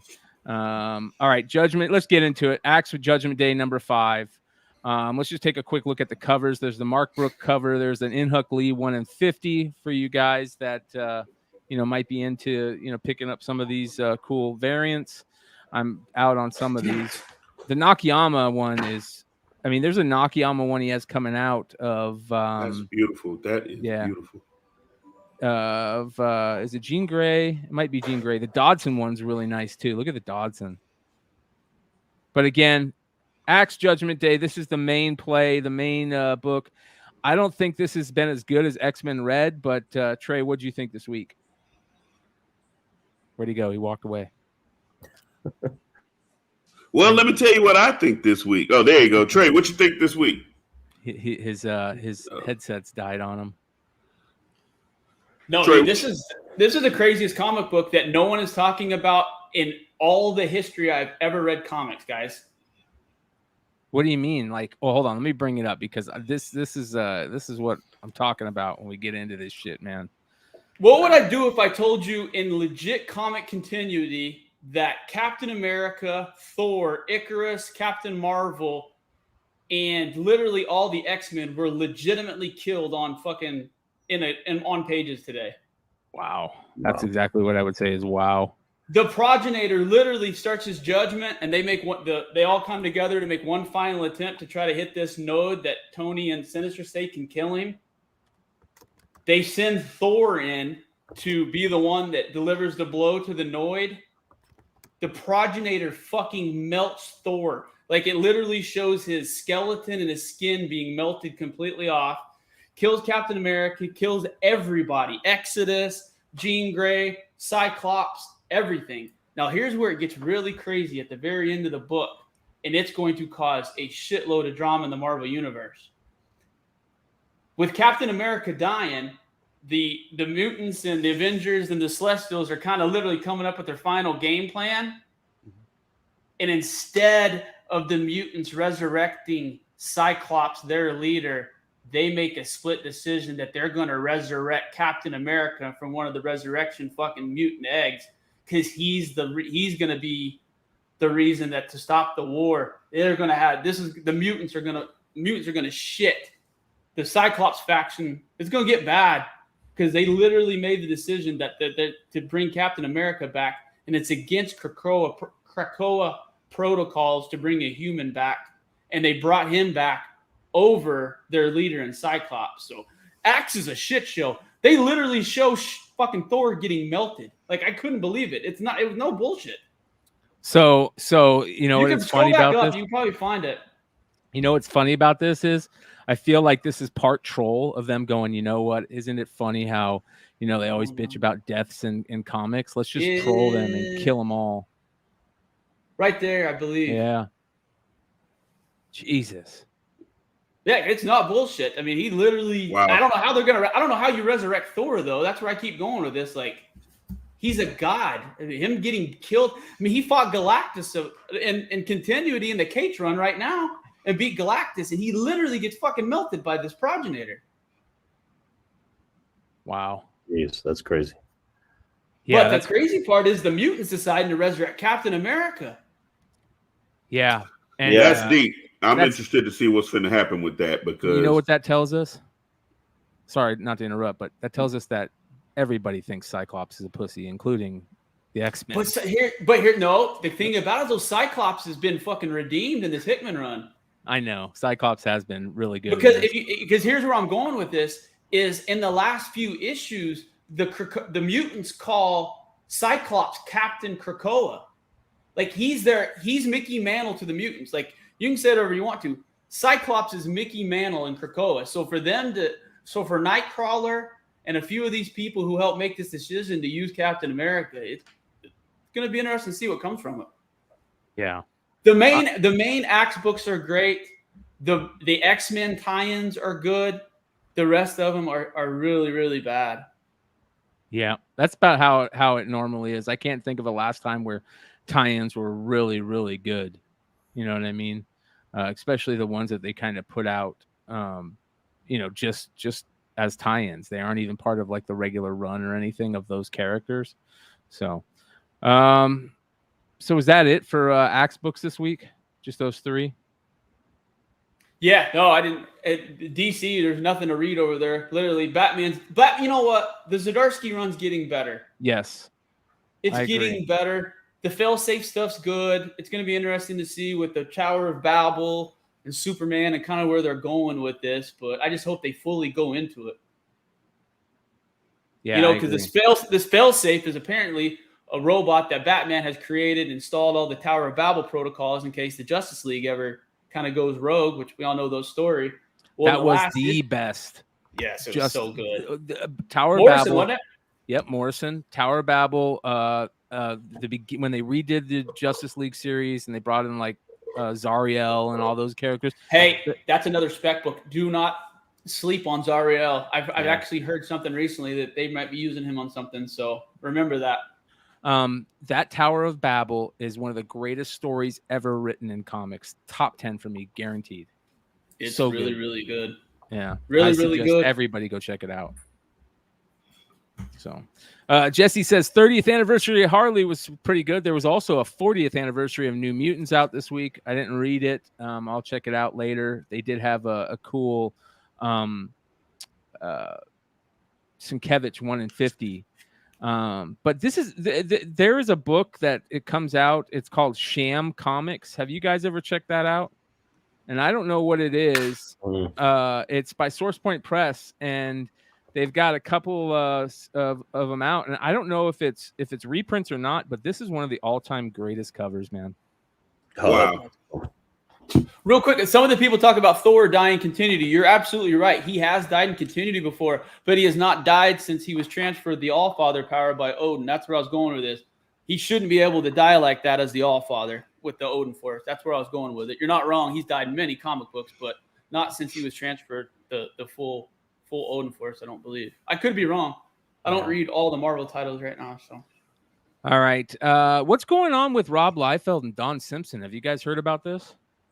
Yeah, Don Simpson, basically, he saw that I think there was an homage for Amazing Spider-Man, an homage to the New Mutants 98 cover that he did. And so Don Simpson, who, if you guys remember, he did Splitting Image, and he did some of those, kind of like Funny sort of books. books for Making fun of the Image guys. Exactly. So he was just like this. What did he say? I think he literally said this is a piece of shit or something like that. He said Rob Liefeld was pretty pissed off about that. Don Simpson, folks, the American comic book is officially dead. This is the worst piece of shit I've ever seen in my life, says Don Simpson. Wow, dude. That is ridiculous. So there you go. Well, the interesting looks like a variant that gets sold out of a shitty Detroit store.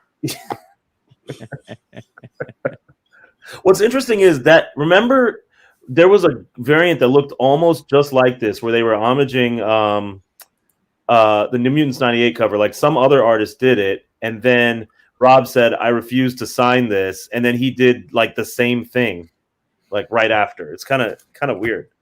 What is wrong with the Vulture's face? He has a mustache on his fucking cheeks. I want to read the comments. Such bad art.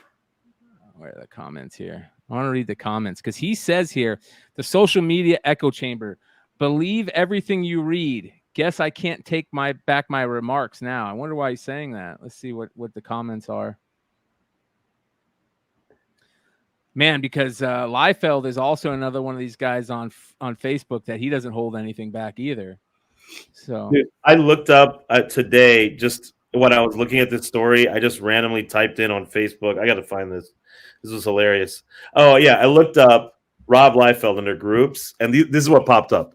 Rob Liefeld, an extreme group. Banned by Rob Liefeld, ? Another group. A group where we tell Rob Liefeld to shut up. Like, it's crazy. It's crazy. Yeah, there was a banned by Liefeld group. That's funny because he does ban. He blocked by Liefeld. He blocks everybody on Facebook. Oh man, I saw him at WonderCon with Sean probably 4 or 5 years ago. Oh, he thinks highly of himself.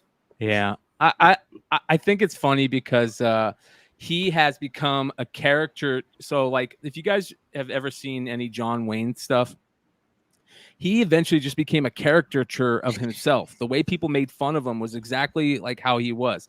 And I think that that's what's happening with Rob Liefeld. I think that he just takes so much shit from people. Yeah, Liefeld lives for it these days. He does. He takes so much shit for so much people that he is just ready to dish it out. He doesn't care. He lives for it. He's become the caricature. Everybody that makes fun of Liefeld, he's become that. He leans into it. He does those, the all patch covers of the dude with nothing, but it's just a big patch, and I'm sure that he still doesn't draw feet on everything just to play around with everybody, that type of shit. So, well, it's going to be interesting to see how this plays out, man. So it's a normal thing for Liefeld, though. Brian, I put in the chat the other one that looks pretty much like the one that he did. And this is the one that he said he wouldn't sign. Wow. Larry Doherty and Rob Liefeld were the first bad boys of internet comics. I'm telling you, those two were fighting motherfuckers 10, 12 years ago online. Still doing it. This is that's the one. That's a bad variant, though. But it's like this. That's better. Wait, that's a different one. This is a different one. This is better than the one that he put out. That is so much better. He actually looks like Venom. Can you pull up the Rob Liefeld one next to it? Yeah, hold on. Where's Venom's neck? Look at what is he doing, dude?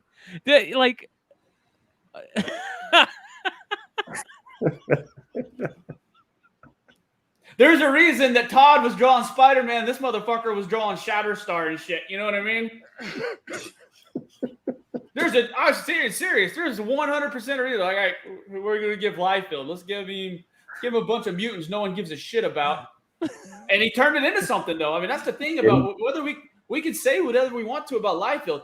He created one of the top 10 comic book characters of all time. Look at Spider-Man and Venom, bro. Why does Spider-Man have swords? Why does he have web swords? Like Fool, I thought that was a Wu-Tang backpack. I ain't know what that was on the back of Spider-Man. I ain't gonna lie. I was like, what the hell is this? Dude, what's wrong with Venom's chest? He looks like he looks like fucking Mickey Rourke in a wrestler with them fucking weird flat titties that just doesn't look right. Do you think that when he turns these in, the people at Marvel just they take bets, like how trash is it going to be? Yeah. Yeah. That's just horrible art. Like, honest to God, I swear to Christ, if someone were to say that if someone be like, hey, what do you think of this art? And they said it was from a high school senior, I would have believed it over as being Rob Liefeld. This is so bad, dude. Look at Spider-Man's head and look at his chest and his stomach and how do you like it? I think that Liefeld's getting in his old man level where he just doesn't give a fuck anymore. Hey, you want to talk about a transition? Guess who had a fucking Wranglers commercial, boys? Who? Rob Liefeld. Liefeld back in the day. Yep. Levi's or Wranglers. It might have been Levi's. I knew it was a denim company because it was the most cringe commercial that you can see in a while. It was like him and Spike Lee, right, or something like that. I think Spike Lee was in it. Those two have a lot in common. I promise. So listen to what he says. What Don Simpson says about this art. Hold on here. You guys are gonna shit. All right, here. This is so sad. I'm gonna share this. Yeah, he gave Spidey a big old cock, though. He gave him a piece. This is what Don Simpson said. Hey man, look, hold on. Okay, see, we were good until you started talking about man. You can't tell me he didn't do a little extra down there. There's some circles and some shit going on down there I've never seen on a Spider-Man before. I ain't gonna lie to you. I'm not really gonna look at Spider-Man. I mean, until you brought it to my attention. Well, he does look a little bit more well endowed in these pictures than others. This is kind of weird, man. Spider-Man. I ain't know Spider-Man had a. Okay, dude. Peter Parker slinging dick. He's got Black Cat. He's got Mary. How many? Literally, Miss Marvel, Carol Danvers. He's been He's got to have a piece. He got to be taking care of business. I hear you. That's true. That's facts. Here's the funny part. Listen to what Don Simpson says. Hold on here about this whole thing. This is ridiculous, dude. Oh, did I just get rid of it? I hope I didn't get rid of it. There is. AOA's right. Fucking Fabian has it. Fabian's talent and everything else is what people didn't realize how good he was until after all this shit. Yeah. Don Simpson says, I've seen a lot of bad art, student art, and so on. But what is conceptually hard to process is this is somehow professional. Yikes. The playground argument is always, you're just jealous. Yeah, I'm jealous. I sure wish I had drawn this drawing. Back in the day, I actually visited Extreme Studios in Anaheim within a stone's throw of the stadium at the invitation of Larry Martyr. At the time, Extreme and Image Central were one and the same and in the same space. I ducked my head into Rob's cubbyhole with his drawing board and all. No distinct memories of it. Rob wasn't in that day. There were a few Sharpie sketches on the drawing board. Larry said to me afterwards, hey, you can't tell anybody what you saw. I asked, what did I see? They were concept sketches for Captain America, and I couldn't even recognize them. So yeah, I can keep a secret, especially when I'm looking at when what I'm looking at doesn't even register on a perceptual level.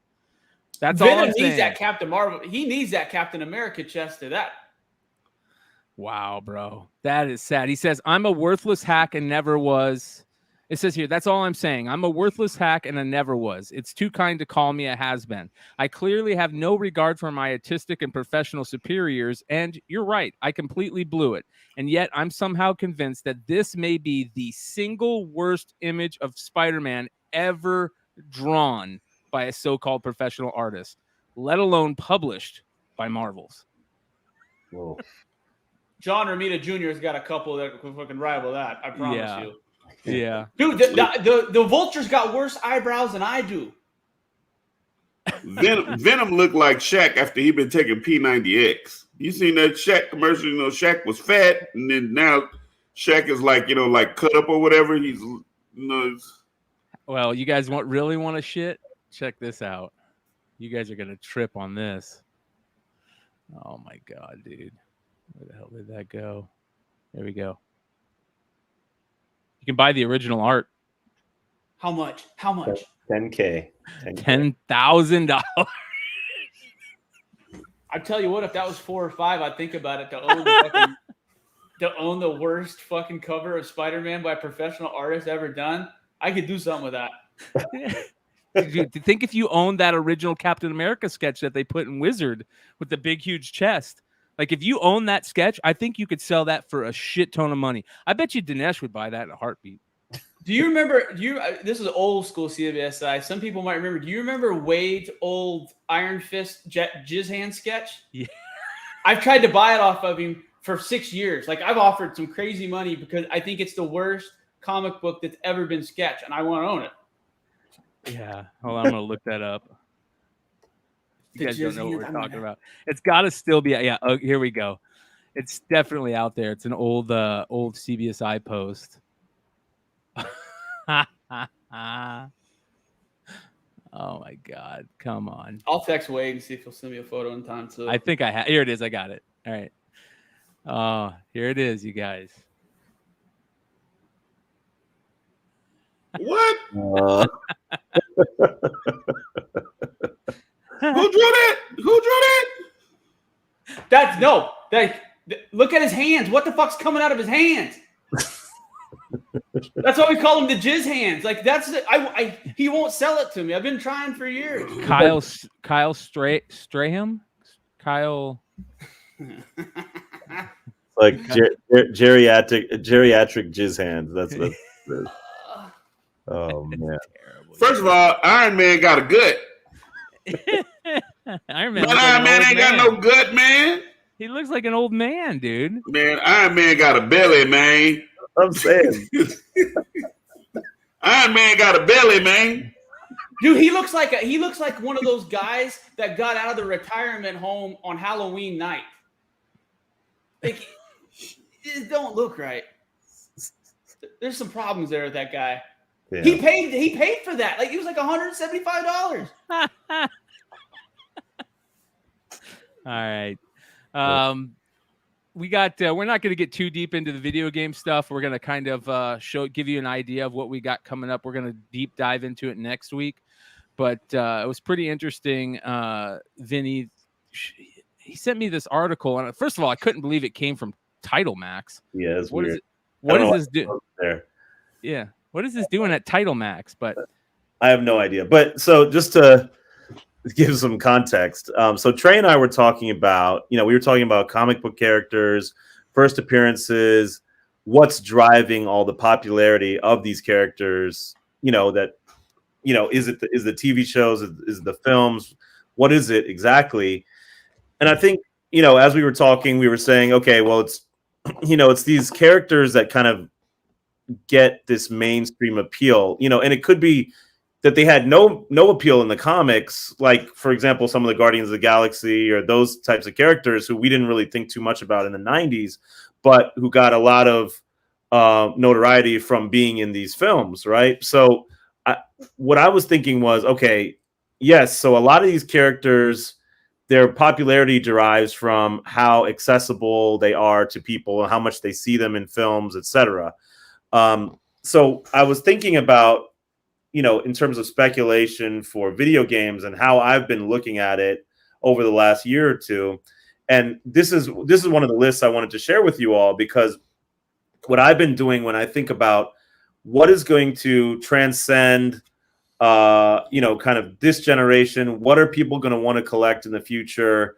What's going to become sought after? And I wanted to really find what are the highest grossing properties, because I think that's where that's a good place to put your money when it comes to video games and speculating. The other thing is thinking about franchises that continue to be relevant. A lot of these things came out in the 80s, 90s, and they're still extremely relevant today. So are they still relevant? So that's basically, I just wanted to kind of show a list that I looked at and started speculating from there. And I went back and I deep dived into a lot of these games and went back to their first release, first appearance, and I bought a whole bunch of it. So I want to go through some of this stuff next week, but I just wanted to kind of introduce it this week.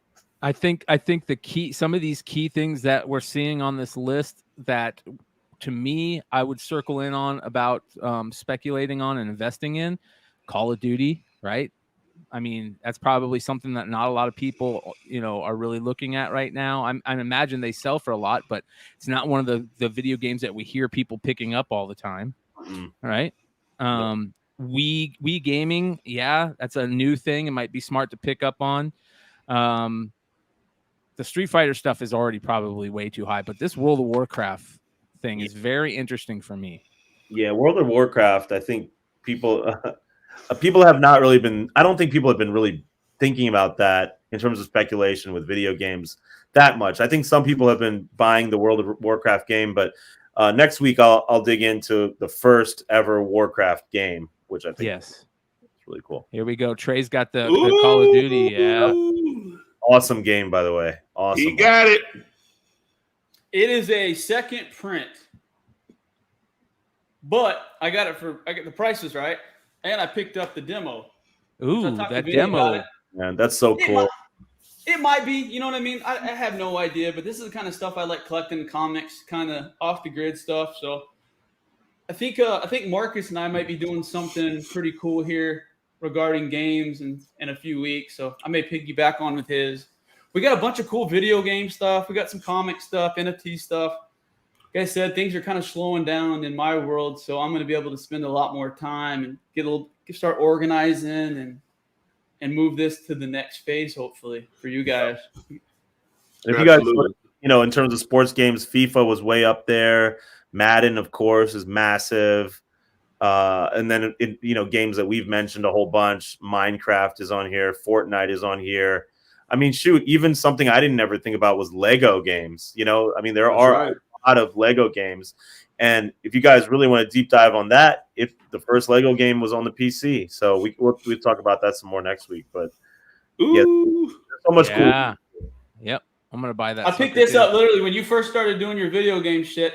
They had that deluxe edition with the Luke Skywalker, and I picked it up. It's actually gone up in value a little bit just in the case. So that's awesome. I mean, it's not something I would have really thought too much about. I wouldn't think Lego games, as a game that would go up, but I think it has a lot of potential. There's a big market there. Also, some of those dance games like the Wii, Dance Revolution, all that old shit. Yes, I think it was for the Wii. Some of that type of stuff is really cool. Oh, and The Sims. The Sims is crazy. Yeah, remember that old The Sims roller coaster park creator one? That game was huge. That might be a good game to look into. Yep.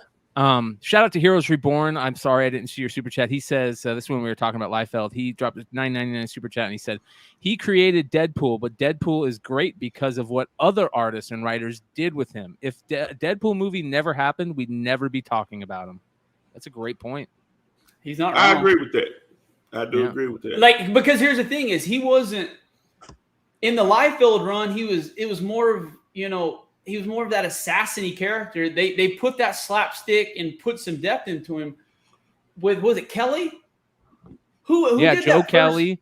Joe Kelly. Nicieza.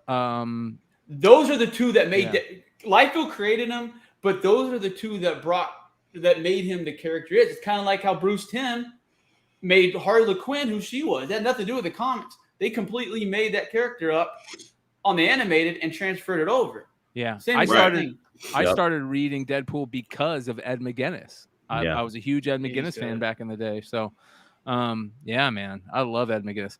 All right, let's get into the market report, you guys, for September 21st, 2022. We've got some interesting stuff going on here. Let's start it out with this. Blew me away. This Alf number 48 is a classic, sexual innuendo book. But for a 9.4 to sell for $1,100, I get it. It's one bid. I don't know if it was a buy, how that played out. But if that is true, that is crazy to me. I doubt if it's true, but I just wanted to throw it up there. That's one of those books that a lot of people are on the lookout for all the time. When that book came out, weren't they just trying to push, push the limits on the comics code. She-Hulk, all that stuff that was going on at the time. Yeah.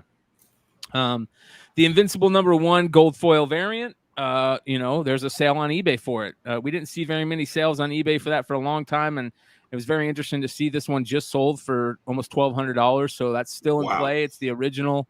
I don't know what the high on that was. Some people I've heard say it was like $3,000 to $5,000, but not raw, I don't think. Breaking Bad, all bad things, no numbered, limited edition comic book, limited to 500. I don't know where that came from. Have you guys ever seen that? Never. Yeah, I think. Where did this come from? I think it came from a con or something like that. I just don't remember. That's an awesome book because I've never heard of that book, never seen it. 18 bidders, $286 raw, limited to 500. That's a good book to be on the lookout for, in my opinion. Man, I would be so pissed off. I paid $1,200 for a whatnot variant and had to pay fucking $985 in shipping. Acetate. Man. Yeah. I'll take a stack of acetates over fucking Invincible's a good. I liked it, but bringing this shit back 15, 12 years after it first appeared, this is what I'm talking about. This is a junk wax book that was made popular because of implied rarity. There's nothing that, I mean, I'd much rather, would you guys rather have this or would you rather have the original Invincible one? Original. So what the fuck why are we buying this shit? But you can't tell me people are this rich. They got $1,200 to spend on this shit because it just doesn't. The interesting thing is that I've heard a lot of people say that they think that one of the things that popularized Whatnot comic sales was this book. The fact that Skybound, gave this book and the ability to call it a Whatnot exclusive to Whatnot, it kind of brought everybody in. And that's a very interesting look on the whole past couple years and how Whatnot Comics has really grown on the backs of, not on the backs, but, with the help of a variant comic, right? Which is very interesting. It's just very interesting to talk about. It's the same thing that we're talking about the Superman 30th edition. Like, that's a cool cover, but there's nothing inside those pages that has any significance or value as opposed to the earlier ones. It's the same shit. I like Tyler Kirkham. Don't get me wrong. The guy's a fucking stud. And that's one of the better renditions of that character. But yeah. I don't know. Next on the list, this is interesting. I have a couple of these. Just interesting to see the difference between a 9.8 and a 9.6 and how a smart play might be to start picking off these 9.6s on some of these books to rehab them. There's pressers out there that are damn good pressers that could rehab a lot of these books. And you can see the difference in price. These literally sold back to back. So on the same day, same hour, a 9.8 Real American Hero #1 from 82 with white pages sold for $1,353 on 15 bids, and a 9.6, same white pages, everything, $370. Wow. Is that the oversized one? No, it's not oversized. I mean, it's not like big oversized. It's a little. Do you know which one I'm talking about? Yeah. Treasury. I actually edition, had right? that. Yeah, the oversized Treasury. It's a cool book. But the G.I. Joe is become so. This book has become so popular. #1, it's unreal, and it should get that love. But there's a perfect example of how to make some money. You can come up on $1,000 or $500 to $1,000 by just rehabbing a book real quick. That's right. Be on the lookout for those 9.6s and those 9.4s that you can send to somebody like Big Leg or Red Hood or Half Price Crook or Chungy and get some rehab done, and boom, $1,000. So shout out to Drew at Wanted Comics. What's up, brother? I've been really impressed with Red Hood's pressing and fucking cleaning. It takes a lot for me to give someone kudos. And that guy's doing really good work right now. He's shown me a couple private videos and things that he's been doing. Yeah, next level type shit. All right, this is another one. Check this out. Everybody's talking about Elsa Bloodstone with the inclusion of her in the Werewolf by Night stuff, and you've got a 9.8 that sold CGC 9.8 that sold for $725, which feels super low on that book, and then a 9.6 sold for half of it, or a little bit more than half of it. And there's Vinny bought it. Yeah, Vinny, did you buy that one, Vinny? Hold on, let me take a look. This was sitting here. I put the price $251. Wow, not bad, dude. Not bad at all. So that's a book that a lot of people are talking about right now. So be on the lookout for that. You know, and that's a tough book though. It doesn't have cardstock cover on that. I think so. Yeah. Yeah. Yeah, it does. It does. Yep. Then this one is very interesting, you guys. 9.8 Edge of Spider-Verse 2, $1,200. Somebody got super lucky and snagged a 9.6 Air copy. You see the difference in the background color. You see the black. Holy shit, that is the black one. Yep. A 9.6, $27. $27 on a 9.6. So that person, $661 for a 9.6 of that book. Great buy. That's sick. Yeah, really cool. Here's some interesting stuff. I usually don't get into statues and stuff, but we're going to talk a little bit about it tonight because there was a ton of crazy sideshow statues that sold this week. The Jerry Robinson Joker sketch, a signed Jerry Robinson Joker sketch, the guy who created the Joker, one of the most underappreciated creators in comics history, for only $375 is crazy to me. So congrats whoever picked that up. That's amazing. Yeah. These sideshow collectible busts, the life-size busts, are crazy to me. And if I was ever to get really crazy and get into that stuff, you know, if I had money to spend on this stuff, I would go the life-size bust size because that stuff is really cool to me. And that Neil Adams Batman is awesome. The Deadpool is sweet. Just how it looks like that you could tell the mask, and he's got facial movements and stuff like that. So very interesting. What do you got there, Trey? Brian, I was going to ask you this. I'm kind of interrupting and fucking up the whole jam, but somebody made this for me, and I bought it from them the old CBS days. I don't remember who it is, but I would love to contact you. This is a fucking Deadpool stained glass, and you guys, wow. It looks shitty right now, but you ought to see it in the right sunlight. It is absolutely amazing. Yeah, that's cool as hell, man. If anybody remembers who did that, please message me. I would appreciate that. Yeah. Sorry to interrupt. Deadpool. That sideshow reminded me. I was gonna post something about that. No, hell yeah. We'll get more into some statues here in a little bit. All right, this is interesting. The Red Sonja #2 RRP variant, Adam Hughes cover, very, very tough to find. I never see that book. $750. Somebody might have scored a really, really nice book for a decent amount, but I think that book is very, very tough to find. There you go. Fantastic Four, no grade, coverless. Fantastic Four #5. First Doctor Doom sold for over $2,000. That doesn't make a lot of sense. 23 bids, dude, over $2,000. That is so crazy. I'm telling you, Dr. Doom is coming, Trey. I think. I know it is, but I just don't understand why you would pay $2,000 for the book. That's like a baseball card torn in half and taped together, kind of. Yeah, it's a lot of money for a book with no cover. Yep. Yeah. All right. Star Wars Clone Wars #1, the super tough to find variant, a 9.8 sold for $7,700 and 24 bids. Wow. Dude, that's such big money. That's a tough book though, man. That is a tough book. I remember when that was selling for $100 raw. Makes me feel like an idiot. Dude, that's what sucks about all this shit you look back at we could have, should have, and almost bought over the last 10 years. I mean, yeah. I almost bought a 9.8 Hulk 181 white pages for $7,200, and I thought it was overpriced. You know what I mean? It's like the amount of shit that has just slipped through your fingers. Yeah. And I mean, that's the thing. I sold a lot of things that I regret selling to buy other books that I bought. I mean, there's a lot of wins and there's a lot of losses. Superman's Girlfriend Lois Lane #70 is one of the most underrated books on the market.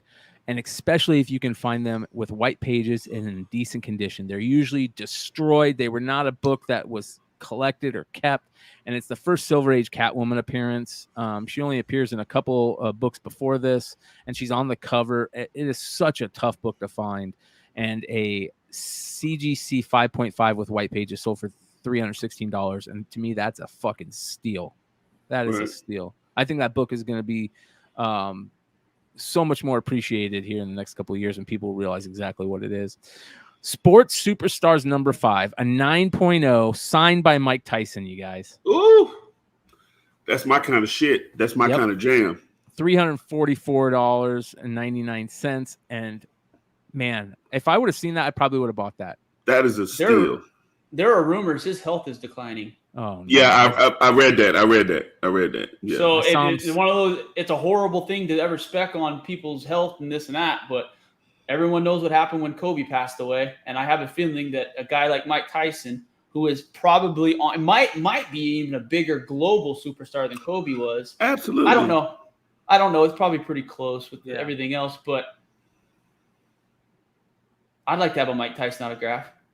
Pops is stopping by. Papa McClay? Hey, how are you? He's gonna help me pack books tonight. So You're a good old man. Yeah.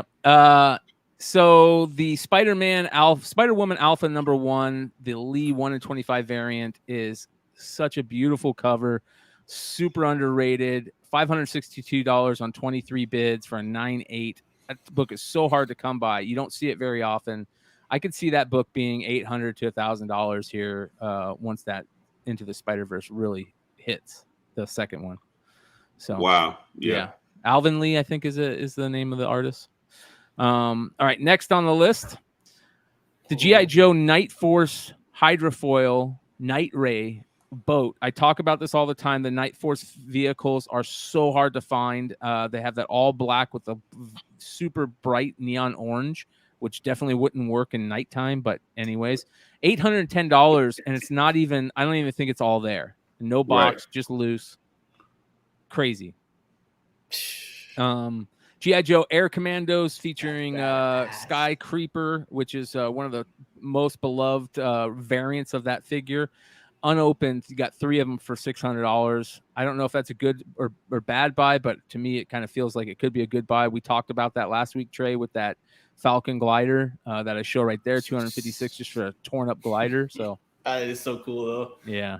I'd get it in a minute. Yeah. Trey and I were just talking about like G.I. Joe last week, and I guess my question is this a property that's going to continue into the next generations? Like, are these absolutely they got to do something with the IP. Like I said, the movies did not do themselves any favors. The last Snake Eyes was shit. I mean, I think they need to redo the problem is they can't do a cartoon like they did in the 80s.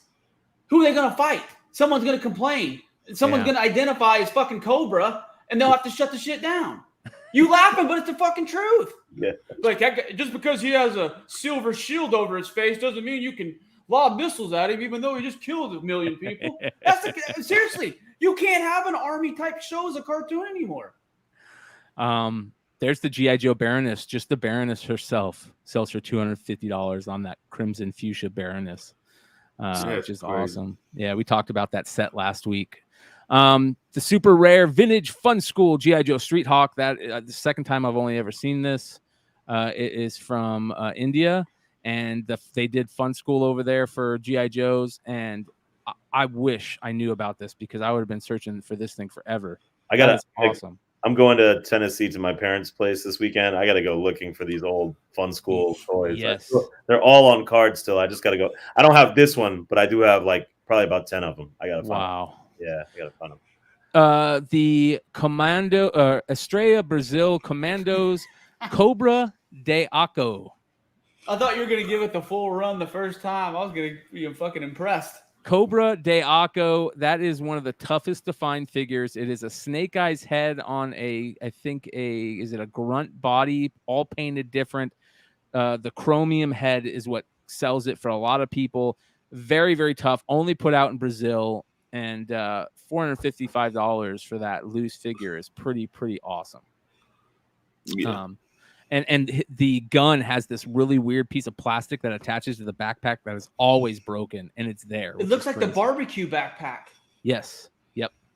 Next on the list. Oh, we already talked about those. Next on the list, I have a couple things that I saw here. This is interesting. There we go.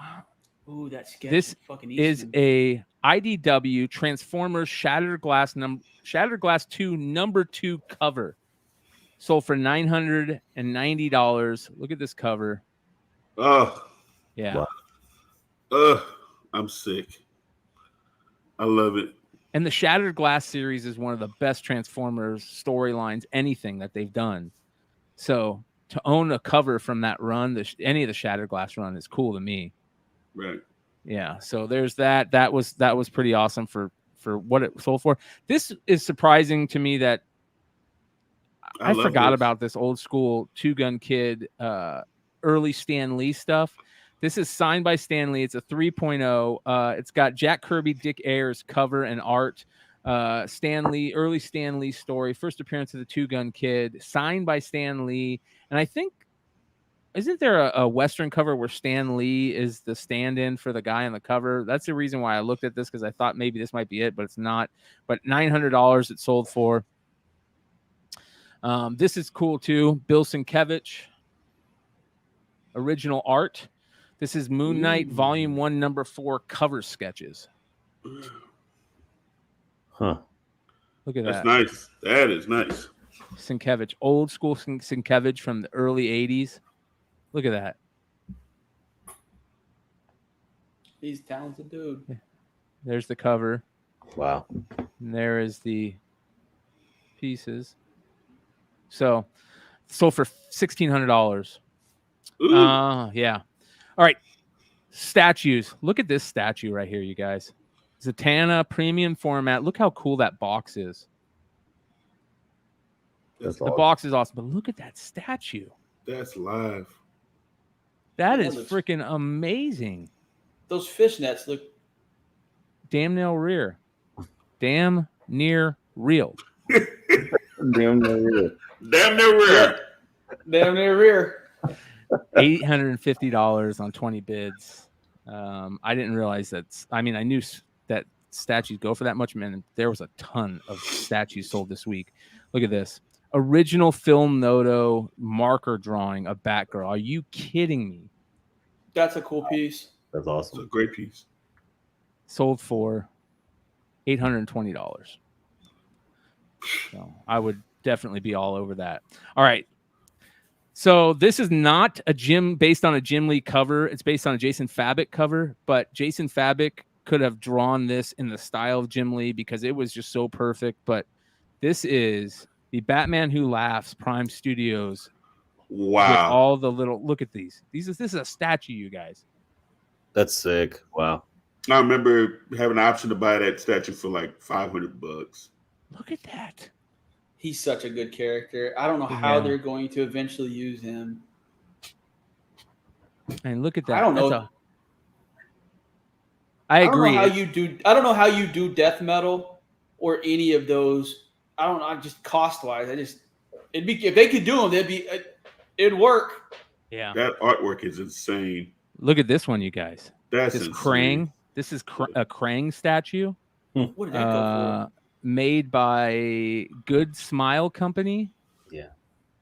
I've never seen these. Yeah, Wow. Good Smile. I think it's a Chinese company. Okay. $355 for the Krang. There's a Shredder. The Shredder sold for $400. Oh, that's movie Shredder too, isn't it? Yeah. No. There is a Bebop. It sold for $265. That's awesome. Yeah. There is a Rocksteady. Sold for $265. Ooh, I like that. Yeah. I remember buying the it was all 4 turtles in like a diorama. Yeah, I remember buying that like a couple of years, 3-4 years ago. I've actually been impressed with the turtle cells, the last Ronin and the turtle cells the last year and a half have been surprisingly really good. Right. Turtles How about this one? Real. Premium format sideshow Power Girl statue. Jesus. 78 points of articulation says it was a Japanese company. That was wrong. Okay. She'd be the first one we'd eat if we went down in a plane crash. Yeah. I think this might have been one of the sales of the week, whoever bought this. Star Wars Republic 46 through 83 in high grade with number 52 and 60 in 9.8 for only $390. Wow. As you guys know, first cover appearance of Dirge and Alsage Ventress, second appearance of both, I believe. And the two Osage Ventures books, these books should sell for that alone, just for this book right here for $390. And then look at that's the worst listing title I've ever seen. Yes. And Yeah, whoever put this up got just raked across the coals. Let's see what else they have. Screwed over. Yeah, let's see what else they have. Dude, there was an Emma Frost statue that was back on one of your pages. That was.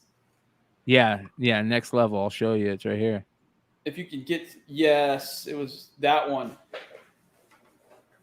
No, her eyes are kind of fucked up. Look at her eyes. Yeah, that looks like January Jones. No, I mean it does. Like, remember she who played in the movie? I mean, that's exactly who it looks like. $200. I don't like. That's too much. There's guys doing bad shit to that statue.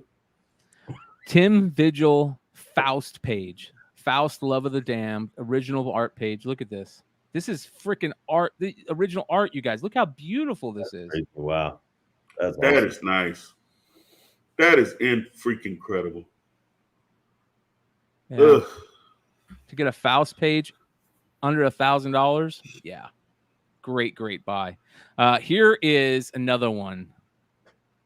Original Bud Root Cave Woman 14x17 cover art and preliminary mock-up or the book, I guess. Look at this. God, today. Wait, is there a fucking Bigfoot in this background? Yes, right there. I can't even see Bigfoot. I'm looking at the big ass. So that's pretty amazing. Too. Bud Root. A lot going on. Yeah. Whole lot going on. That's my kind of going on out there. Yeah, that's my kind of going on. Here we go. Golden Age comic book ephemera, Batman, Superman, Marvel newsstand distributors, and it's the old school letters, I guess, that they would send and say that if you want to buy stuff, like I don't know what this stuff is, but sold for $500, over $500. That's kind of wild. Like, see, I love shit like this. Yeah, this is the book that you wanted, the list of the books you wanted to buy. So if you wanted Superman Action Comics, you would put, how many you wanted, and you'd send it in for that month. If you he fucked up by not he fucked up by not buying Detective that week. Yeah. So you can see it all. I agree, Marcus. This is the stuff that people are just super crazy about, paper ephemera and stuff. Which is really cool. Now this one, I brought this up because I don't know why this sold for so much. It's Amazing Spider-Man 300. It says Near Mint Plus. It's raw. It sold for over $2,000, you guys. I mean, it's nice. Go down. Keep going down. Fucking hey, I might pay $2,000 for. If I held that book in my hand and the back looked as good as that front, I'd pay $2,000 for that. Let's look at the back. That's the telltale. Fuck, that's clean, boys. It is. That is as clean of a comic book as you will find from that era. Look at this. Look at the staples. How nice and bright silver they are. That's never been pressed. That's never been touched. There's only one staple. And he was honest about the off-white pages too. He said it was off-white pages. So yeah, here's the pages. Jesus Christ. Yeah. So raw, it sold for over $2,000, you guys. It's not even. That's amazing to me. But explain to me, like it's what we talk about. How is that book going to go down? Do you think Marvel's gonna stop spending money to promote Venom as popular as he is right now? No. And they're eventually going to get the movie right with him. They're eventually going to the MCU will bring him in correctly at some point. I hope. Yeah. I mean, that book's going up with the two shittiest movies that have ever been produced comic book wise. Well, and they're still going up. And news just came out. I think that a bunch of those Sony films have been delayed. 6 months. All of the Sonyverse films have been delayed, which is crazy. So, anyways. All right, you guys, that is the market report. We are 2 hours, 18 minutes in. Thank you guys for hanging out. 71 live to the end. That is pretty amazing. Can't say thank you guys enough. Make sure you guys check the description below. Get into that Discord. Trust me, you guys. Get into the Discord ASAP. You can find the link below. If it's not working, hit one of us up. We'll send you a link. It is imperative. I like that. If you don't want the link, you can simply go on my Instagram at Mr. Egby. It's right there on my thing at MRECBY. The link is in the bio. Join the Discord. join the Discord. That's all I'm gonna tell you. Join the Discord. The shit that we're about to do, you want to be a part of it. Hey, this is the ground level. Join the Discord. Amen. Amen. So also shout out, if you guys buy online comics, buy them from our buddy Drew at fucking Wanted Comics. That's a real comic book store owner. He doesn't have a fucking brick and mortar. He sells comic books the right way. Buy from Drew and Wanted Comics, people. That's the guy you buy books from. amen. Can't say it enough. Much love to everybody. We'll see you next time. Adios.